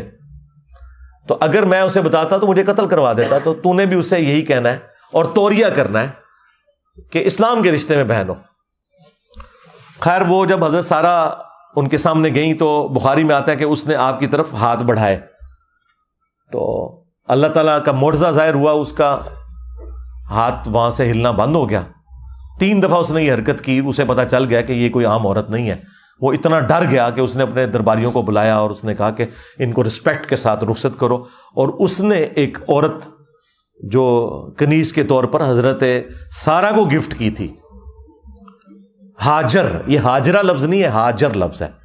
اردو میں تو ہم ہر ایک چیز کے آگے ہے لگا کے اسے بنا دیتے ہیں، جیسے ابو سفیان کی بیوی کا نام تھا ہند، یہاں پہ ہندا لوگ بولتے ہیں، وہ ہند ہے لفظ، تو چھوٹی یہ نہیں لگانی، یہ لفظ ہے ہاجر، وہ گفٹ کی، اور پھر حضرت سارہ نے وہ حضرت ابراہیم علیہ السلام کو گفٹ کر دی، اور وہ حضرت ابراہیم علیہ السلام کی دوسری بیوی بنی، اور ان کو اللہ تعالیٰ نے پہلے اولاد دے دی سیدنا اسماعیل علیہ السلام، جن کی نسل سے پروفٹ محمد صلی اللہ علیہ وآلہ وسلم ہے، اور بعد میں حضرت اسحاق پیدا ہو گئے حضرت سارہ کے ہاں، جن سے بنی اسرائیل ہے، کیونکہ ان کے بیٹے تھے یعقوب، اور یعقوب کا لقب قرآن میں اسرائیل آیا، اور ان کے 12 بیٹے وہ بنی اسرائیل کہلائے۔ تو حضرت اسحاق علیہ السلام عمر میں چھوٹے تھے حضرت اسماعیل علیہ السلام سے۔ باقی جیوز اور کرسچنز میں تو یہ پایا جاتا ہے کہ وہ اپنی بیوی کی وہ جیلسی فیکٹر کی وجہ سے جو سوکنوں کا ہوتا ہے، حضرت ابراہیم علیہ السلام نے سیدہ جو ہاجر تھی ان کو حرم کی سرزمین میں چھوڑا۔ اسلام میں ایسی کوئی کانسیپٹ نہیں ہے، ہو سکتا ہے کوئی بظاہر ایسی وجہ بن گئی ہو، وہ بظاہر تو کوئی بھی وجہ بنتی ہے، لیکن جو بخاری مسلم میں ہے اور اس کو سپورٹو قرآن میں سورہ ابراہیم میں آیت موجود ہے، اور باقاعدہ بخاری مسلم میں الفاظ ہیں کہ حضرت ابراہیم علیہ السلام نے جو سیدہ ہاجر کو اور ان کے بیٹے اسماعیل کو جب اکیلا وہ مکے کی سرزمین میں چھوڑا، جب بالکل بیابان تھا، کوئی بھی نہیں تھا وہاں پہ، اور وہ چھوڑ کے واپس ہو گئے، اب ظاہر ہے ان کا بھی دل پسیج رہا تھا، کوئی بات بھی نہیں کی، اور سیدہ جو ہاجر تھی وہ پیچھے سے آواز دے کے پوچھتی رہی کہ یہ آپ ہمیں خود چھوڑ کے جا رہے ہیں یا اللہ کے حکم کے اوپر؟ تو اس بات کا جواب حضرت ابراہیم علیہ السلام نے بس دیا، کہ یہ اللہ کے حکم پہ میں چھوڑ, اور کسی بات کا جواب نہیں دیا. اور دیکھیں اس عورت کا عقیدہ معاہدہ, انہوں نے کہا کہ اگر اللہ کے کہنے پہ آپ نے چھوڑا ہے نا تو وہ ہمیں خوار نہیں ہونے دے گا یہاں پہ, پھر آپ جا سکتے ہیں. ٹھیک ہے, یہ عقیدہ آپ دیکھیں کیسا, یعنی پیغمبر کی بھی حاجت نہیں رہی, جو ہسبینڈ بھی تھا, جب انہوں نے یہ کہا کہ اللہ کے کہنے پہ چھوڑا ہے تو بس پھر وہ بخاری مسلم میں آیا کہ اللہ تعالیٰ نے جبرائیل علیہ السلام کو بھیج کے وہ زمزم کا پانی وہاں سے جاری کر دیا ان کے لیے. وہ چشمہ آج تک جاری ہے مکے کی سرزمین میں. اور پھر حضرت ابراہیم علیہ السلام کی دعائیں ہیں سورہ ابراہیم کے اندر, دیکھ لیں بیابان تھا, دنیا کا ہر فروٹ وہاں پہ پہنچ جاتا ہے. اتنے ٹورسٹ کسی جگہ بھی نہیں اتنے ملکوں کے جاتے ہیں جتنے مکے کی سرزمین میں جاتے ہیں. یہ حضرت ابراہیم علیہ السلام کی دعاؤں کا ایک سلسلہ, اور آج تک اس زمانے میں بھی 4 سے 5 ملین لوگ, 40-50 لاکھ لوگ حج کرتے ہیں. سنت ابراہیمی ہم اسے کہتے ہیں. دیکھ لیں, قربانی کو ہم سنت محمدیہ نہیں کہتے, سنت ابراہیمی کہتے ہیں, کیونکہ ہمارا دین دین ابراہیمی ہے. محمد رسول اللہ صلی اللہ علیہ وآلہ وسلم کے جد امجد ابراہیم علیہ السلام, ملت ابیکم ابراہیم, پیروی کرو اپنے باپ ابراہیم کی ملت کی. ہوا سماکم المسلمین من قبل وفی ھذا, جنہوں نے قرآن کے نزول سے پہلے ہی تمہارا نام مسلم رکھ دیا تھا, اور اللہ نے بھی اس کتاب کے اندر تمہارا نام مسلم رکھا ہے. تو یہ پورے کا پورا واقعہ موجود ہے. کوئی حضرت ابراہیم علیہ السلام نے کوئی وہ بیویوں کی لڑائی ختم کرنے کے لیے کام نہیں کیا. یہ تو ظلم پہ مبنی ہے نعوذ باللہ, کہ حضرت ابراہیم علیہ السلام اللہ کی اجازت کے بغیر ہی ایسی جگہ کے اوپر جہاں پہ کوئی بھی نہیں ہے اپنے بیوی بچوں کو مرنے کے لیے ریگستان میں چھوڑ دیتے. نعوذ باللہ, ایسی کوئی بات نہیں تھی. یہ ان کی طرف بالکل غلط بات منسوب کی گئی ہے. اسلام میں ایسا کوئی کانسیپٹ موجود نہیں ہے. باقی جو بتوں کو توڑنے کا ذکر ہے وہ سورۃ الانبیاء کے اندر تفصیل کے ساتھ آیا ہے, اور وہ انہوں نے اس میں ذکر کیا کہ قرآن میں موجود ہے چیپٹر نمبر 21 کے اندر, کہ ابراہیم علیہ السلام نے سارے بت توڑے اور اینڈ پہ کلہاڑا رکھ دیا بڑے بت کے کندھے پر, اور توریہ کیا. جب انہوں نے پوچھا کہ ہاں بھائی یہ کس نے کیا ہے, تو لوگوں نے کہا کہ وہ ایک نوجوان لڑکا ہے, ایک چھوکرا جس کے بارے میں ہم نے سنا اسے ابراہیم کہا جاتا ہے, وہ یہ باتیں کرتا تھا, بلاؤ اس کو. جب بلایا گیا تو حضرت ابراہیم علیہ السلام نے توریہ کیا. جب انہوں نے پوچھا کہ تم نے یہ کیا, تو حضرت ابراہیم علیہ السلام نے کہا کہ ان کے بڑے سے پوچھو, یعنی اگر یہ بولتا ہے تو پوچھو اس سے. اور کلاڑا اس کے اس پہ رکھا ہوا تھا, یعنی وہ دونوں مطلب کنوے کر دیے, جھوٹ بولے بغیر. توریہ پھکی دے دی, اینٹی وینم دے دیا. سمجھ رہے ہیں نا, سمجھ رہے ہیں نا, یہ وہ کیا انہوں نے. یہ پھکی کا اگلا ورژن ہے, سمجھ رہے ہیں نا. ہاں, اسی اصول اور مبادی پہ الزامی جواب. تو وہ انہوں نے پھر کہا کہ تمہیں تو پتہ یہ بولتے نہیں ہیں. پھر انہوں نے کہا کہ اف ہے تمہارے اوپر اور جن کی تم عبادت کر رہے ہو, انتم وآباؤکم فی ضلال مبین, تم بھی اور تمہارے سارے آباء و اجداد بھی کلی گمراہی میں تھے. لوگ کہتے ہیں انجینئر صاحب وہ اللہ تعالیٰ نے موسیٰ علیہ السلام کو بھیجا تھا نا فرعون کے پاس, تو کہا تھا کہ ذرا ہاتھوں لا رکھیں. ہاں, وہ اس لیے کہا تھا کہ حضرت موسیٰ علیہ السلام کا ہاتھ بڑا وزنی تھا. ہاں, وہ اسرائیل کو بھی لگا ہوا ہے, تو اس لیے ان کو کہا تھا ذرا نرمی کرنی. تو قرآن کی یہ آیت کیوں بھول جاتے ہو؟ تم ابراہیمی ہو اور مثالیں موسیٰ علیہ السلام کی ہمیں دیتے ہو, اور وہ بھی آؤٹ آف کانٹیکسٹ. موسیٰ علیہ السلام کو یہ کہنا چاہیے تھا, اللہ نے صحیح کہا کہ ہاتھ اولا رکھنا ہے, کیونکہ ان کی طبیعت میں بہت سختی تھی. 2 بندوں کی لڑائی چھڑاتے ہوئے ایک مکہ مارا, بندہ مار دیا. ہاں, تو ایسے بندے کو تو یہی کہنا چاہیے نا کہ ذرا نرمی سے بات کرنا. اور ظالموں, انجینئر صاحب کو سنگل آؤٹ کرتے ہو تو ابراہیم علیہ السلام کو کیوں بھول جاتے ہو؟ انہوں نے تو واضح کہا کہ انتم وآباؤکم فی ضلال مبین, تم بھی تمہارے بزرگ بابے بھی سارے گمراہ تھے. اور میں آپ کو بتاؤں یہ اللہ تعالیٰ کی کرامت ہوئی مجھ پہ کہ یہ واقعہ بیان کرتے ہی فی البدی میری زبان پہ جاری ہو گیا تھا کہ بابت شاہی کوئی نہیں. پہلی دفعہ جو میری زبان پہ جاری ہوا نا وہ اس واقعے کے اوپر ہوا تھا. پھر میں نے اسے جوڑا کہ میرے نبی سا ہے ہی کوئی نہیں, تیرے بابے تھے شاہی کوئی نہیں. یہ ابراہیم علیہ السلام کا نعرہ ہے کہ بابے تھے شاہی کوئی نہیں. انتم وآباؤکم فی ضلال مبین, میں تو صرف یہ کہہ رہا ہوں کہ بابے تھے شاہی کوئی نہیں. حضرت ابراہیم علیہ السلام نے کہا تھا وہ گمراہ تھے سب, تم بھی گمراہ, تمہارے آباء و اجداد بھی گمراہ. تو یہ واقعہ پورا سورۃ الانبیاء کے اندر موجود ہے اور سورہ مریم کے اندر, یہ 2 جگہ تفصیل کے ساتھ آیا, وہ آپ دیکھ سکتے ہیں. اور باقی اگر آپ نے تفصیلات دیکھنی ہیں تو پی کے فلم دیکھیں, ہم بار بار مشورہ دیں گے. باقی اینڈ پہ میں دھروو راٹھی کے لیے کہوں گا کہ میں پرسنلی آئی لو یو, الحمدللہ, I respect all of your efforts to educate the people of subcontinent. جو انڈیا اور پاکستان کے جاہل لوگ, جن کے حکمرانوں نے کوئی پیسہ نہیں لگایا ان کو ایجوکیٹ کرنے کے لیے, ایک اکیلا شخص جس کا تعلق انڈیا سے ہے وہ مشن اٹھاتا ہے, جو بائی پروفیشن ایک میکینیکل انجینئر ہے, اور اس نے وہ ساری کی ساری تکلیف بھی اٹھائی ہیں وہاں پہ سوشل جسٹس پہ بات کرتے ہوئے. اور آج کل وہ جرمنی میں ہے, وہیں اس نے شادی بھی کی ہے, وہیں سے وہ پڑھا بھی ہے اسکالرشپ کے اوپر, لوور مڈل کلاس سے تعلق رکھنے والا. اور اس نے آج ملینز آف پیپل کے لیے وہ تمام نالج جو انگلش زبان کے اندر تھا وہ آسان فہم انداز میں اردو زبان میں پہنچاتی ہے. میں اپنے تمام آڈینس سے یہ ریکویسٹ کروں گا, میں نے آج تک کبھی یہ نہیں کہا کہ میرا چینل سبسکرائب کریں, ہاں میری ہزاروں ویڈیوز ریکارڈ ہو چکی ہیں, لیکن میں آپ کو یہ ضرور کہوں گا کہ آپ یہ چینل دھروو راٹھی کا جو چینل ہے آفیشیل وہ سبسکرائب کریں. نالج کا ایک ذریعہ, پرانی جتنی ویڈیوز ان کی ریکارڈ ہے وہ آپ ذرا دیکھیں اور اپنے علم میں اضافہ کریں. باقی ریلیجن کے پوائنٹ آف ویو سے جو انہوں نے سلسلہ شروع کیا ہے, ہم کہیں گے کہ اسے آپ جاری رکھیں آگے. لیکن جس طرح آپ باقی معاملات میں بکس کو فالو کرتے ہیں اور سچائی اور جھوٹ میں فرق کرتے ہیں, یہاں بھی آپ نے اسلام کی جو پرائمری بک ہے قرآن, اس کے ریفرنسز آپ نے کوٹ کرنے ہیں اور اس سے آپ نے اسلام کے بارے میں گفتگو کرنی ہے.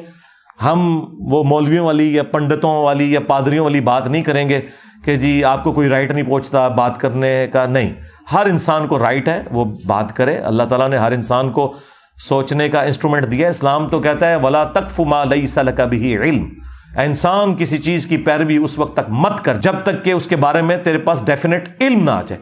اِنَّ السَّمْعَ وَالْبَصَرَ وَالْفُؤَادَ كُلُّ أُولَٰئِكَ كَانَ عَنْهُ مسؤولا. بے شک کان, آنکھ, عقل, دل ہو یا دماغ, دونوں ہی انسٹرومنٹ ہیں, ان کے بارے میں تم سے پوچھا جائے گا کہ تم نے ان تین انسٹرومنٹس کو یوز کر کے حق بات تک پہنچنے کی کوشش کیوں نہیں کی. میں نے کوشش کی ہے ان 10 پوائنٹس کے اندر اپنا موقف آپ کے سامنے رکھوں. جو حق بات میں نے کی وہ اللہ تعالیٰ کی طرف سے ہے, اور اگر میری زبان سے کوئی غلط بات نکل گئی تو وہ میرے نفس کا ہی وبال ہے. سبحانک اللہم و بحمدک اشہد ان لا الہ الا انت استغفرک و اتوب الیک. صلو علی محمد و آل محمد. اللہم صلی علی محمد وعلی آل محمد و اصحاب محمد و ازواج محمد و امت محمد اجمعین الی یوم الدین. آمین.